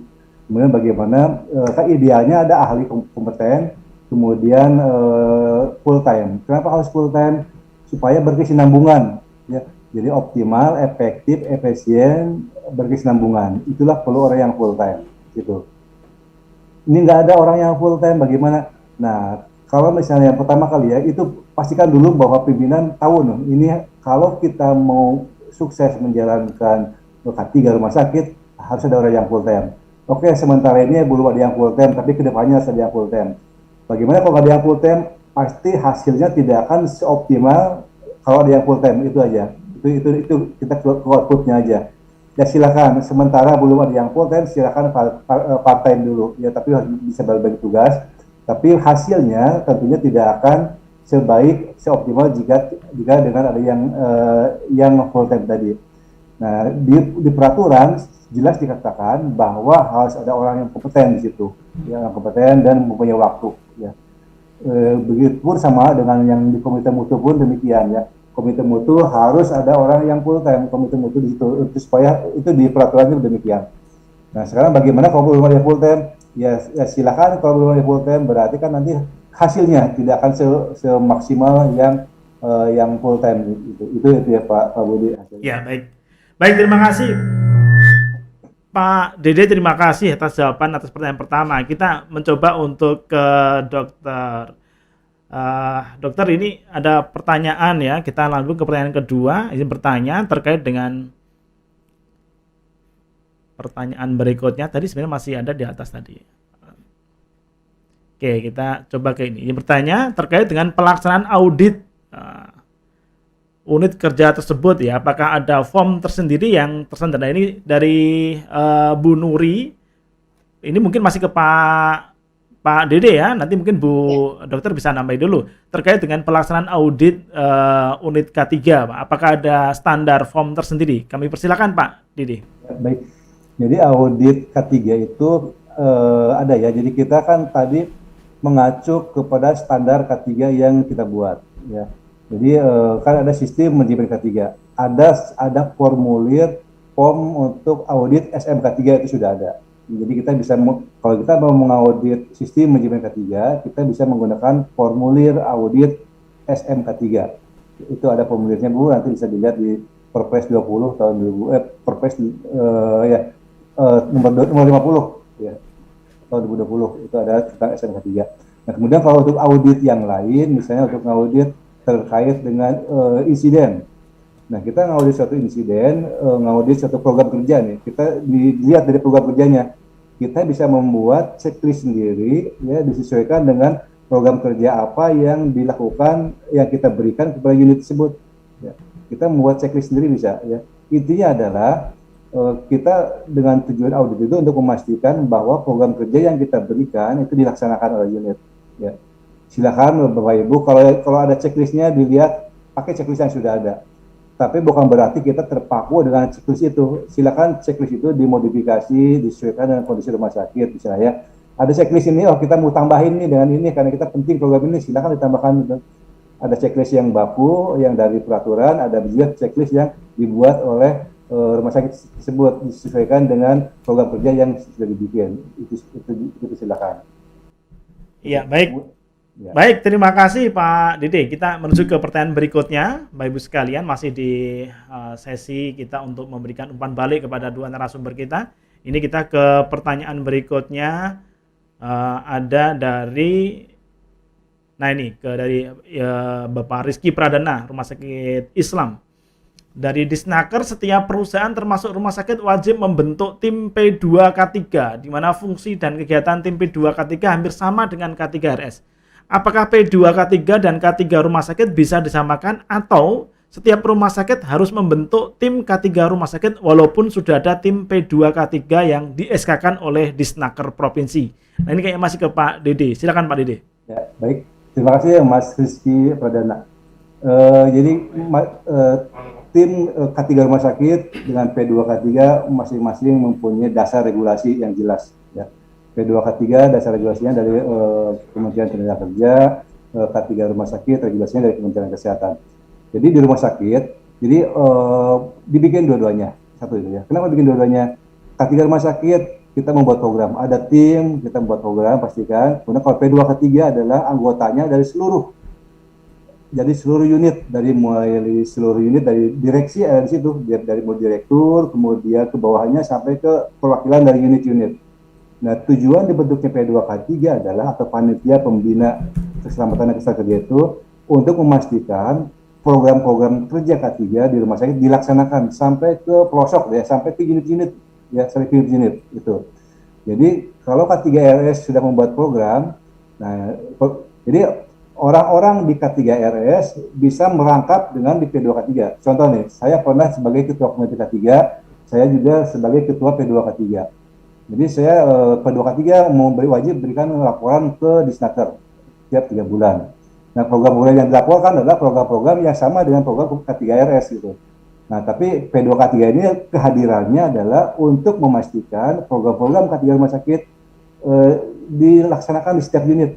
Karena kalau di pasien safety kan kita mengenal adanya champion ya, champion keselamatan pasien di tiap-tiap ruangan. Ini untuk memastikan program keselamatan pasien, untuk memastikan dilaksanakan di tiap-tiap ruangan. Ini pun demikian. P2K3 adalah anggotanya ada masing-masing unit perwakilan untuk memastikan program kerja K3 rumah sakit dilaksanakan oleh unit itu. Itu P2K3. Jadi kalau misalnya sudah ada P2K3 dan ada K3 itu lebih bagus ya, lebih bagus. Dan karena masing-masing punya dasar regulasi yang jelas. Itu mungkin dari pendapat dari saya, Pak Rizky. Baik, terima kasih Pak Dede. Kita menuju ke pertanyaan berikutnya dari Pak Yatna Suhendi. Izin bertanya terkait dengan pertama adalah peningkatan pemanfaatan fasilitas pelayanan kesehatan oleh masyarakat, maka tuntutan pengolahan rumah sakit semakin tinggi. Bagaimana caranya program K3 rumah sakit bisa berjalan dengan optimal sehingga urgensi penerapan K3 rumah sakit menjadi suatu hal yang penting. Ini yang pertama. Jadi urgensi mengenai penerapan K3 rumah sakit. Yang kedua, rumah sakit harus menjamin K3 baik terhadap pekerja, pasien, pengunjung maupun masyarakat sekitar dari berbagai potensi bahaya di rumah sakit. Upaya apa yang harus dilaksanakan K3 rumah sakit secara terintegrasi dan menyeluruh sehingga resiko terjadinya PAK dan KAK di rumah sakit dapat dihindari. Nah, ini saya kira ke dokter. Silakan dokter. Yang pertama atau yang kedua? Yang kedua. Yang kedua, yang pertama nggak dijawab dulu. Boleh? Oh baik, kalau begitu yang pertama ke Pak Dede dulu. Ya, silakan Pak Dede, yang pertama. Baik, Pak Yatna Suhendi, terima kasih. Jadi kunci pertanyaannya bagaimana caranya program K3RS bisa berjalan dengan optimal. Nah, untuk gini ya, kita buat program kerja, kuncinya adalah pastikan direktur atau pimpinan rumah sakit paham dulu bagaimana kita, ini tantangan buat kita nih, tantangan buat kita selaku pelaku K3 di rumah sakit, bagaimana memastikan pimpinan rumah sakit atau direktur paham tentang pentingnya K3, paham tentang kenapa program ini dilaksanakan, ini dampaknya kalau dilaksanakan. Jadi setiap program harus ada dasar regulasinya. Ini jadi kita membuat usulan program kerja ke direktur untuk di ACC ya. Ada program kerja, ada anggaran, mohon persetujuan direktur. Ini program kerja ini, dasar hukumnya ini. Dampaknya kalau dilaksanakan begini, ini. Ini program kerja yang kedua, dasar hukumnya ini. Dampaknya kalau dilaksanakan ini. Kalau dilaksanakan apa manfaatnya buat rumah sakit? Biayanya sekian. Nah, kita harus paparan di direksi. Gitu, Pak. Pastikan mereka paham benar apa dampaknya jika program ini tidak dilaksanakan. Apa kerugian rumah sakit jika ini tidak dilaksanakan. Jadi walaupun beliau mengeluarkan sekian biaya, tapi manfaatnya akan dihasilkan lebih besar, masalahnya buat rumah sakit, insya Allah itu akan disetujui. Itu akan mempermudah kita. Jadi caranya adalah pastikan harus ada struktur organisasi, yang satu, kedua pastikan harus ada SDM, ketiga pastikan ada dukungan dana dan sarana dari direktur. Kalau pimpinan sudah setuju, kita akan dengan mudah melakukan itu semuanya. Jadi kuncinya kita harus meyakinkan pimpinan bahwa K3 ini penting, keberadaannya penting buat kemajuan rumah sakit. Itu Pak yang bisa saya sampaikan. Oke, baik, terima kasih. Pertanyaan pertama sudah terjawab dan sekarang kita menuju ke pertanyaan yang kedua. Silakan Dr. Astrid. Ya, saya coba jawab ya. Jadi seperti tadi sudah dikatakan, memang bahaya potensial di rumah sakit itu sangat banyak dan dari semua golongan itu ada. Ya, tentu memang pertama-tama kalau sebagai tim K3 itu harus identifikasi dahulu apa saja sih bahaya potensial yang ada. Judulnya juga bahaya potensial, belum tentu menyebabkan atau merupakan bahaya. Nah, sesudah identifikasi, kemudian juga dikelompokkan, dilihat mana yang belum terkendali. Jadi kalau misalnya kita tahu, misalnya bising di ruang generator, ya kan kita tahu ada nilai ambang batas bising itu 85 desibel. Apakah melebihi atau tidak? Kalau melebihi berarti belum terkendali. Apakah bisa dikendalikan ya? Kalau bisa kan pada sumbernya, pada mesinnya ya, tidak mengeluarkan bising sedemikian banyak. Tapi kalau tidak bisa, maka tentu pada pekerjanya ya bisa dilakukan upaya supaya bisingnya tidak sampai ke dianya dalam dosis yang besar, yaitu dengan pembatasan waktu dia berada di situ dan juga dengan penggunaan alat pelindung diri. Jadi prinsipnya adalah identifikasi dulu bahaya potensial yang ada, kemudian mana yang melebihi dari yang sudah diperbolehkan sesuai dengan peraturan yang ada, kemudian kita melakukan pengendalian. Nah, itu ada hierarki ya pengendalian. Kalau bisa sih, ya jangan pakai mesin yang bising, misalnya kalau contoh yang bising ya, dengan bersubstitusi dengan bahan yang kurang berbahaya. Misalnya juga bahan kimia, ada yang berbahaya, kalau bisa ya diganti dengan bahan kurang berbahaya. Tapi kalau untuk COVID ya kita tidak bisa mengganti ya, karena COVID itu berada pada manusia ya virusnya.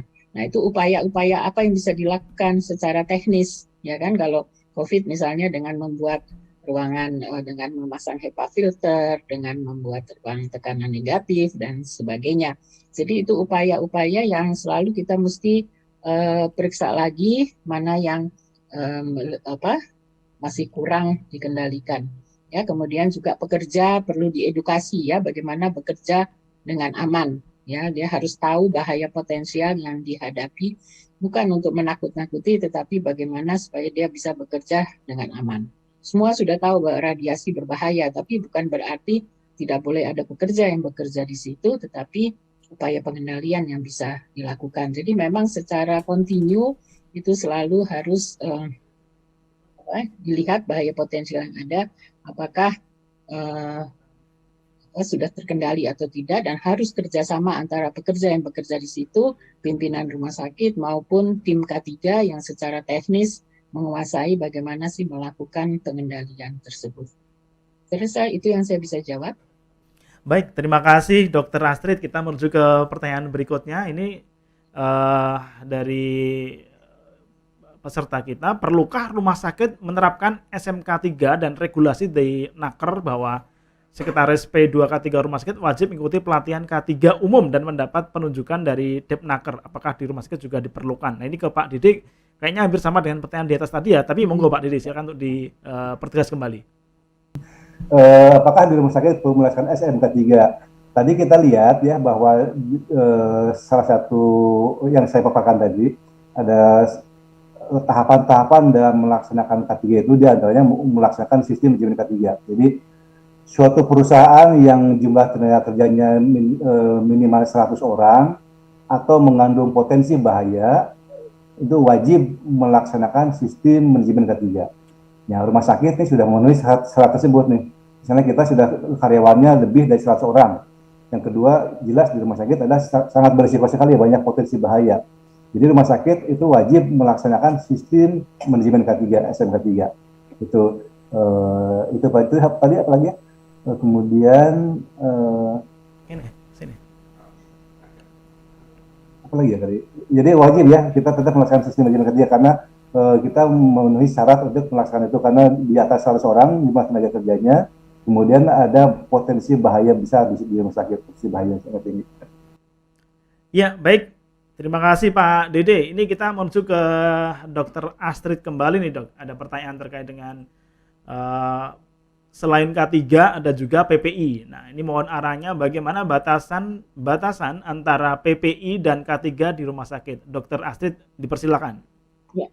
Jadi memang setiap rumah sakit ya selain ada komite K3 juga ada komite pencegahan infeksi. Jadi sebetulnya ya harus berkoordinasi ya. Kalau PPI itu melihat atau melakukan pengendalian infeksi secara umum ya, apakah itu pada pasien, pengunjung, pekerja, itu bagaimana sih sistem pengendalian infeksi yang harus dilaksanakan di rumah sakit ya. Kalau K3 ya, meskipun juga sasarannya adalah juga pengunjung dan sebagainya, tapi terutama melihat dulu tadi ya penularan infeksi pada pekerja. Jadi harus ada koordinasi. Jadi kalau tim PPI itu menerima misalnya ada data bahwa ada beberapa perawat tertular, katakanlah tadi penyakit COVID, tentu K3 harus mengetahui. Jadi ya setiap rumah sakit bagaimana koordinasinya itu yang harus sudah ditentukan dari awal sehingga dua-duanya masih mengetahui ya. Jadi tidak saling juga tumpang tindih, tapi harus dibuat batasan yang jelas. Jadi K3 itu dalam hal ini infeksi itu merupakan salah satu bahaya potensial, yaitu bahaya potensial biologis yang harus ditangani. Ya, jadi itu dari K3. Kalau Komite PPI itu memang keseluruhan melihat bagaimana sih penularan atau transmisi infeksi bisa dikendalikan di seluruh rumah sakit. Jadi ada bersinggungan, tapi bisa bekerja sama dengan baik, saya rasa. Ya, baik. Terima kasih Dokter Astrid. Kita menuju ke pertanyaan berikutnya, Bapak Ibu sekalian. Kita ingatkan juga bahwa kalau Bapak Ibu nanti akan bertanya secara langsung, kami persilakan dengan raise hand. Nanti kita berikan kesempatan untuk bertanya secara langsung, tidak melalui chat Zoom, Bapak Ibu sekalian. Baik, ini kita menuju ke pertanyaan berikutnya ini. Izin bertanya, Dokter Astrid, terkait dengan pemeriksaan MCU berkala. Ada standar ketentuannya untuk setiap unit di rumah sakit untuk kami jadikan acuan pelaksananya. Jadi apakah ada standar ya MCU di rumah sakit, dokter? Monggo. Ya, jadi ini yang sering sekali ditanyakan sebetulnya ya, apakah ada standar pemeriksaan apa yang harus dilakukan ya. Seperti saya katakan tadi, masing-masing rumah sakit tentu mempunyai apa ya, sumber daya yang berbeda. Jadi memang belum ada standar ya. Minimum tuh harus periksa apa ya. Tetapi makanya itu tergantung pada pekerjaannya. Misalnya minimum ada pemeriksaan fisik, pemeriksaan lab darah lengkap, kemudian ada juga yang menyatakan pemeriksaan ronsen ya, tapi itu di standar Kemenaker itu tidak disebutkan, hanya diharapkan ya. Kenapa tidak ada standar? Karena kemampuan berbeda. Tadi saya bilang kalau misalnya kita pekerjanya di rumah sakit ada 100, nah kemampuan rumah sakit terbatas untuk melakukan pemeriksaan kesehatan pada 100 itu, misalnya 100 orang itu di ronsen. Nah itu bisa misalnya membuat kuesioner dulu mengenai batuk, riwayat batuk dan atau merokok dan sebagainya. Nanti baru yang itu di ronsen. Jadi itu kebijakan atau keahlian dari rumah sakit masing-masing untuk menentukan. Jadi tidak ada standar, ya.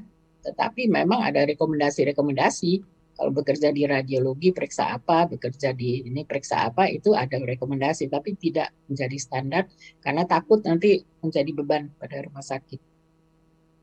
Ya, baik, terima kasih Dokter Astrid. Kita menuju ke pertanyaan berikutnya, Bapak Ibu sekalian.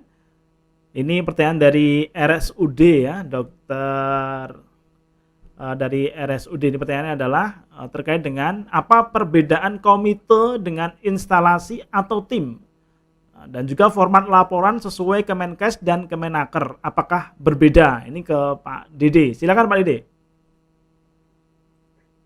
Baik, baik Bapak. Jadi perbedaannya, jadi gini, kita boleh aja membuat berbentuk komite atau instalasi ya.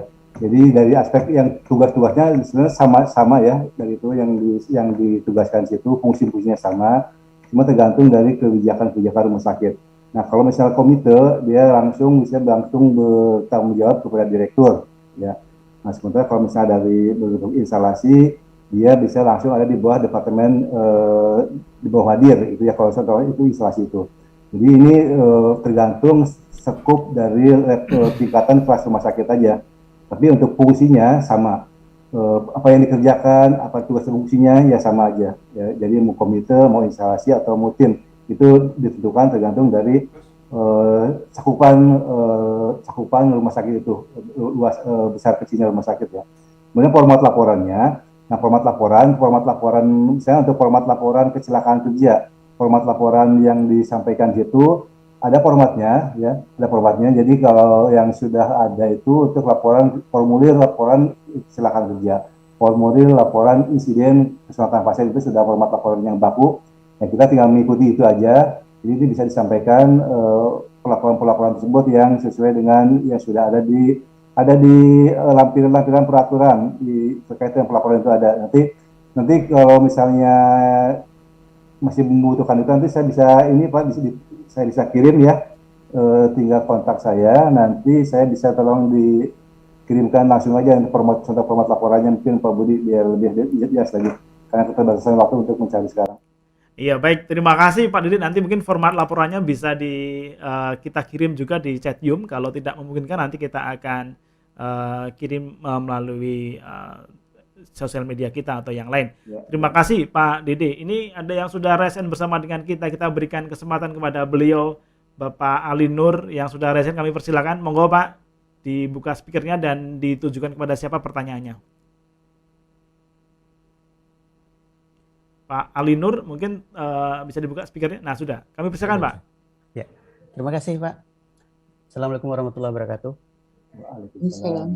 Ini pertanyaan saya tujukan ke Pak Dede nih Pak Dede. Yuk, Pak. Karena ini kan untuk persiapan pembuatan sistem pemadam kebakaran itu untuk gedung-gedung yang lama kan banyak masalah itu Pak Dede. Di samping juga infrastrukturnya sulit untuk ditembus, kemudian biaya juga cukup mahal ya. Pernah kami mengajukan itu rata-rata di atas 1,5 M itu untuk 2 lantai ya, belum kalau sekian lantai. Kira-kira apa siasat dari rumah sakit Pak Dede untuk melakukan proses persiapan ini, sehingga nanti di waktu saat akreditasi, apakah itu referensial atau apa, sehingga ini bisa memenuhi syarat untuk diberikan lulus. Terima kasih Pak Dede. Baik Pak. Terima kasih Pak Ainul, Pak Ali Nur. Bapak dari mana Pak? Saya dari Jakarta Pak. Oh, ya, dari tetangga lah. Baik, jadi gini. Pertama ya, bagi yang baru membangun rumah sakit, pesan saya tolong diperhatikan aspek-aspek keselamatan untuk kebakaran, keselamatan gedung itu pertama bagi itu yang karena ini penting sekali sehingga benar-benar desainnya itu K3 sudah terlibat nih. K3 itu dilibatkan dalam proses rancang desain awal gedung, itu harus sudah terlibat.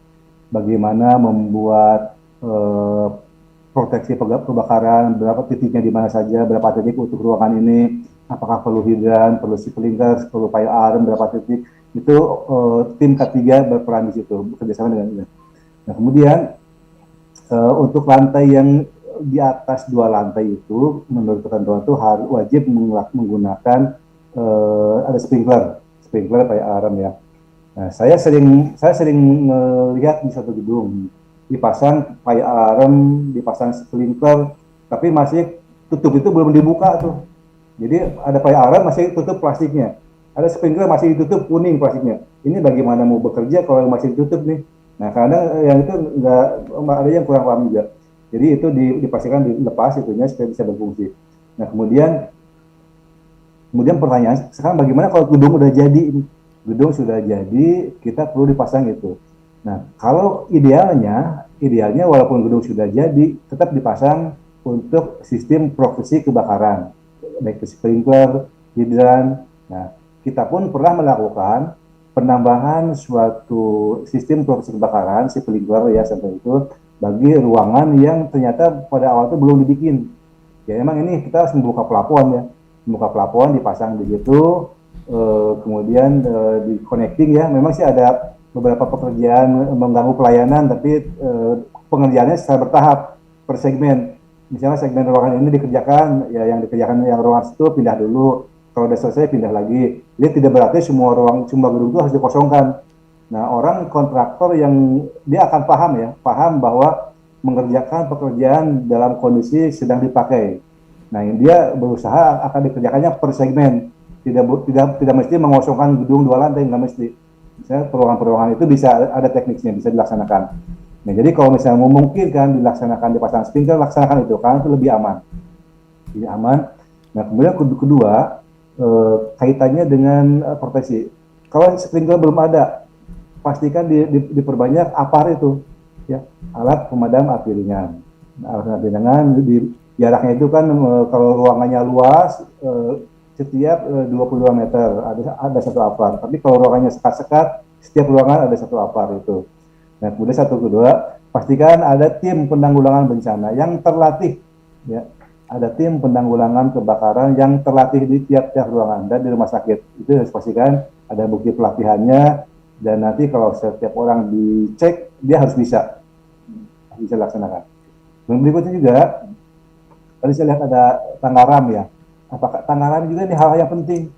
Rumah sakit harus membuat tangga RAM. Kenapa perlu membuat tangga RAM? Ini buat evakuasi pasien dari lantai ke turun. Karena dalam kondisi kebakaran kita tidak boleh menggunakan lift. Ya, tidak boleh menggunakan lift karena kalau kita menggunakan lift dalam kondisi kebakaran, lift akan mati. Ya, dia akan dimatikan kecuali kalau rumah sakit mempunyai lift khusus kondisi kebakaran, itu boleh karena sistem pengamanannya berbeda. Tapi kalau kita tidak punya lift khusus kondisi kebakaran, lift tidak boleh digunakan jika terjadi kondisi darurat kebakaran karena lift akan mati. Kalau masuk situ dia banyak asapnya, itu digunakan. Oleh karena itu untuk evakuasi menggunakan tangga darurat untuk pasien yang bisa jalan atau pasien yang bisa dipapah ya. Tapi pasien yang dengan kursi roda, pasien dengan tempat tidur lewat mana nih? Mau nggak mau kan lewat RAM atau jalanan lain. Nah oleh karena itu rumah sakit harus mempunyai RAM itu. Ini untuk keselamatan ya, standar keselamatan pasien itu K3 gitu Pak. Nah jadi kalau misalnya tadi kembali ke pertanyaannya, bagaimana dengan kondisi rumah sakit yang belum ada sistem proteksi? Ya diusahakan Pak, tetap harus ada proteksi kebakaran dengan cara pengerjaannya bertahap gitu ya. Nah sekarang kalau misalnya terlalu mahal, ya misalnya untuk tahun ini kerjakan tahap 5 dulu, berikutnya tahap dulu, penting ada progres, ada rencana kerja dari K3 bahwa gedung ini akan dilakukan dipasang sistem proteksi kebakaran. Adapun pemasangannya adalah bertahap, misalnya per tahun, berapa tahun ke depan gitu ya. Nah itulah yang kalau untuk akreditasi sih biasanya itu pengalaman saya, kalau kita ada satu pekerjaan yang belum, yang penting kita tunjukkan bahwa kita punya program untuk melaksanakan pekerjaan ini. Program tahun ini sekian, tahun depan sekian, dihubungkan dengan kondisi keuangan rumah sakit. Nah itu bisa juga Pak, itu sebagai dasar untuk disampaikan kepada penilai, kenapa ini belum dilaksanakan? Ini Pak, kami sudah punya program, dan ini rencananya, ini anggarannya, yang ini baru sekian. Sementara itu belum jadi, kami backup dengan APAR, kami backup dengan tim yang sudah terlatih, kami backup dengan hidran yang sudah ada di luar gedung. Mungkin itu Pak, bisa saya sampaikan Pak ini. Baik, terima kasih Pak Dede. Ini sudah menjawab pertanyaan dari Pak Istor tadi itu. Kita satu pertanyaan lagi yang akan kita bacakan, dan selanjutnya Bapak Ibu sekalian nanti pertanyaan-pertanyaan yang belum terjawab nanti akan kita jawab melalui saluran komunikasi media kita, dan mohon berkenan nanti Bapak Ibu sekalian untuk melakukan presensi di akhir sesi Larsi Talkshow sehingga nanti kita bisa berkomunikasi dengan Bapak Ibu sekalian. Oke, kita akan ambil lagi satu pertanyaan mengakhiri sesi tanya jawab di Larsi Talkshow edisi kelima ini. Kita ke Mas Arif, Pak Arif Satiawan. Masih ada rumah sakit yang memandang bahwa belum diperlukannya adanya petugas K3 yang full timer di rumah sakit. Padahal regulasi pemerintah sudah menjawabnya. Bagaimana peran akreditasi dalam menghilangkan paradigma tersebut? Sekaligus ini lanjut dengan pertanyaan yang berikutnya adalah tata laksana audit yang dilakukan oleh K3 rumah sakit dengan SPI rumah sakit, bagaimana dilakukan secara berdampingan. Silakan Pak Dede terlebih dahulu, nanti Bu Dr. Asid bisa memberikan tambahan. Baik, baik ya. Yang kedua dulu saya tadi yang masalah K3 yang full time, yang kedua SPI. Ya, jadi ini lebih ke arah bagaimana kemudian akreditasi mampu mendorong Pak agar kemudian para rumah sakit itu menyelenggarakan K3 rumah sakit. Ya, baik. Jadi nanti makanya ini untuk akreditasi itu kan nanti kita tidak hanya melihat regulasi. Jadi diharapkan akreditasi itu tidak hanya melihat dokumen. Kalau dokumen itu mudah sekali dibuat, ya dokumen sekali. Tapi yang penting kita pelaksanaannya, bagaimana aplikasi di lapangan, bagaimana evaluasi program kerja sebelumnya, dan bagaimana apakah dari simulasi atau tidak. Nah gitu. Jadi peran akreditasi di sini bahwa sudah jelas regulasinya, tentunya itu kan mandatori ya. Kalau sudah regulasi berarti kita ikut melaksanakan itu. Kembalikan lagi, kita tanya komitmen pimpinan di sini. Jadi pada saat wawancara dengan pimpinan, bagaimana komitmen pimpinan dalam melindungi keselamatan dan kesehatan pasien, pengunjung, karyawan.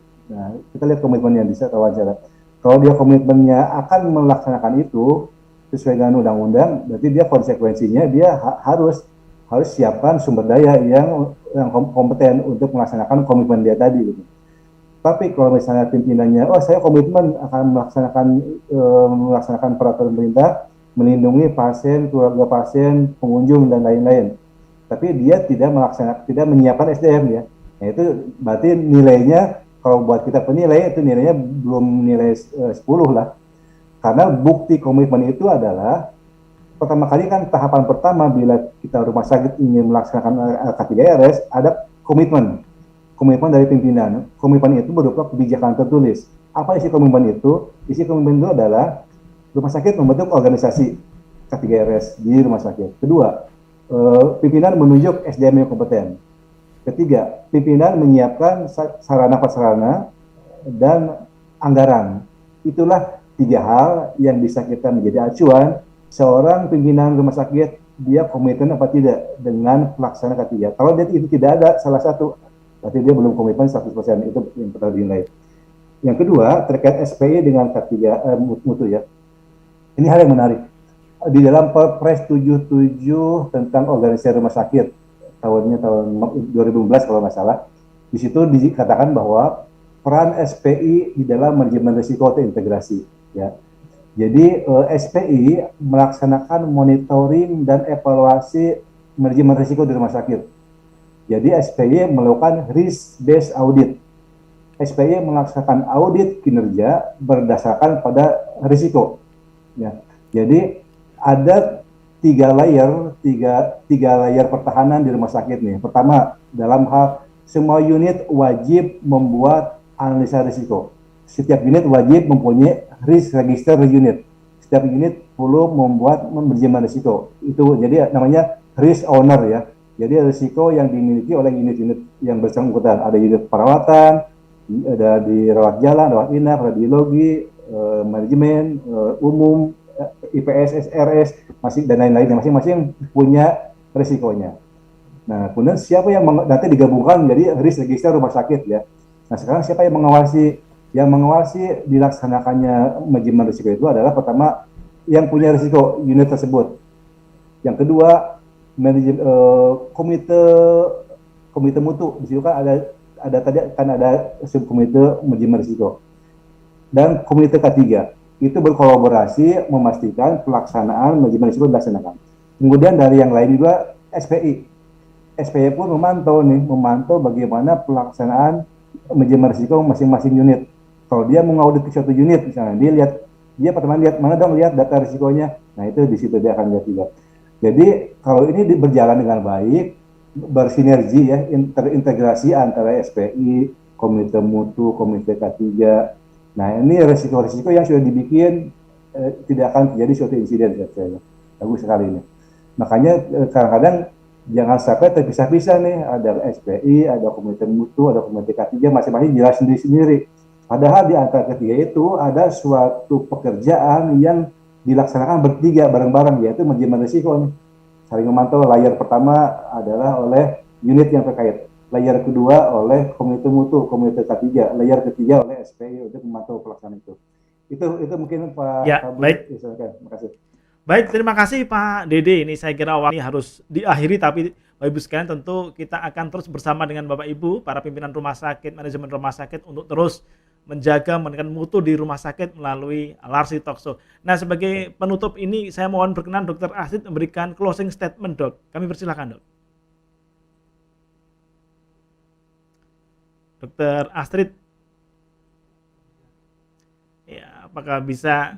Nah, baik. Silakan, Dokter. Ya, saya mencoba sedikit. Terima kasih Pak Budi atas kesempatannya.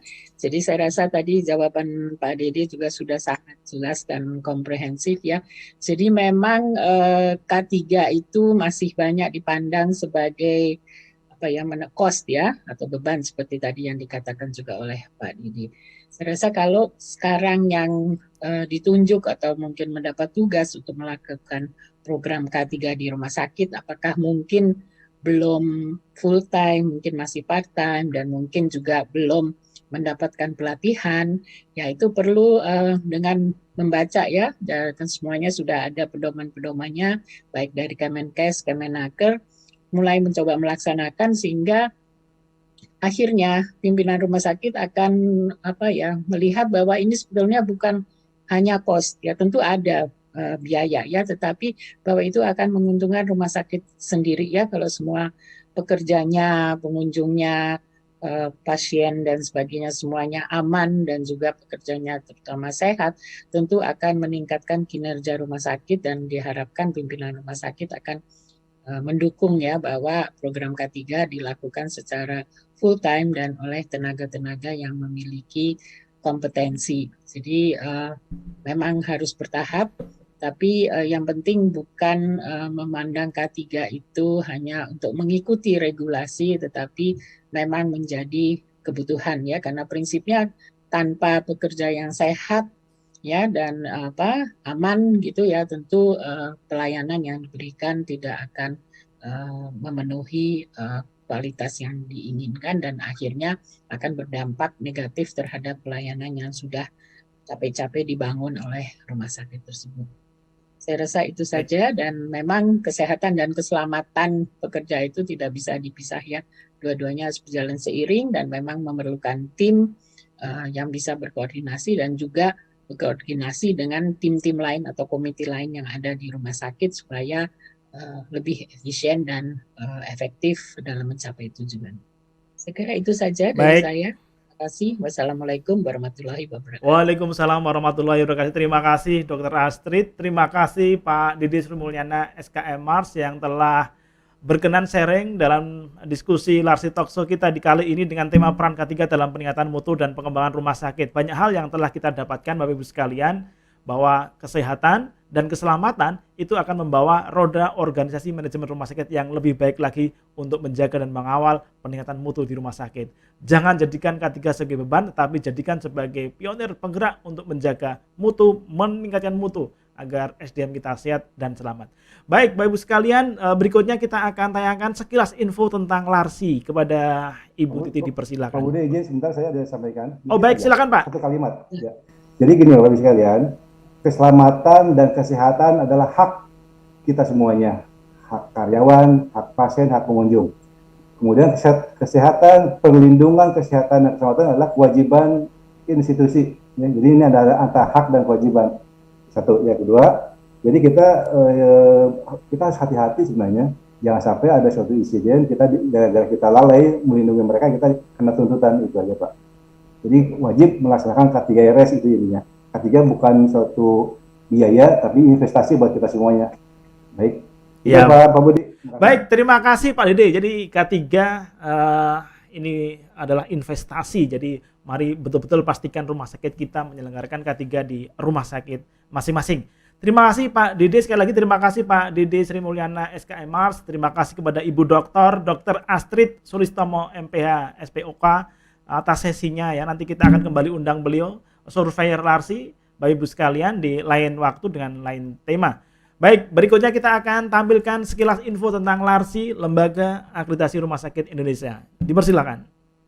Oke, baik Bapak Ibu sekalian, ini adalah link bits kita ya, untuk berikan masukan, umpan balik Bapak Ibu sekalian, ataupun usulan-usulan. Silakan nanti Bapak Ibu sekalian untuk scan barcode kita ini, QR code kita ini di perangkat Bapak Ibu sekalian ya, bagi HP dan yang lain. Nanti Bapak Ibu bisa memberikan masukan dan juga pertanyaan-pertanyaan atau gagasan-gagasan dan umpan balik untuk pengembangan Larsi maupun untuk Bapak Ibu sekalian. Larsi akan selalu menjadi mitra baik Bapak Ibu dalam menjaga dan meningkatkan mutu rumah sakit.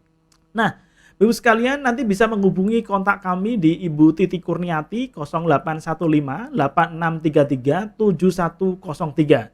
Juga kepada Ibu Mintarwati di 0812 81 22092. Kepada rumah sakit yang akan mendaftar atau persiapan pendampingan dapat menghubungi kepada dua narahubung kita ini. Oke, baik Bapak Ibu sekalian, kiranya demikian, dan nanti silakan untuk lihat terus di YouTube Larsi, Lembaga Akreditasi Rumah Sakit Indonesia. Selepas talkshow ini nanti akan kita upload untuk sesi Larsi Talkshow edisi yang ke-5 ini. Bapak Ibu bisa melihat kembali informasi tadi di link YouTube kita di Lembaga Akreditasi Rumah Sakit Indonesia. Ingat, Larsi, Lembaga Akreditasi Rumah Sakit Indonesia. Terima kasih Bapak dan Ibu sekalian yang telah berkenan bersama dengan kami. Sehat selalu Bapak Ibu sekalian, dan terus maju bersemangat menjadikan rumah sakit kita rumah sakit yang handal, yang tangguh, yang bermutu. Terima kasih, sampai ketemu di Larsi mendatang. Assalamualaikum warahmatullahi wabarakatuh. Sampai ketemu. Waalaikumsalam warahmatullahi wabarakatuh.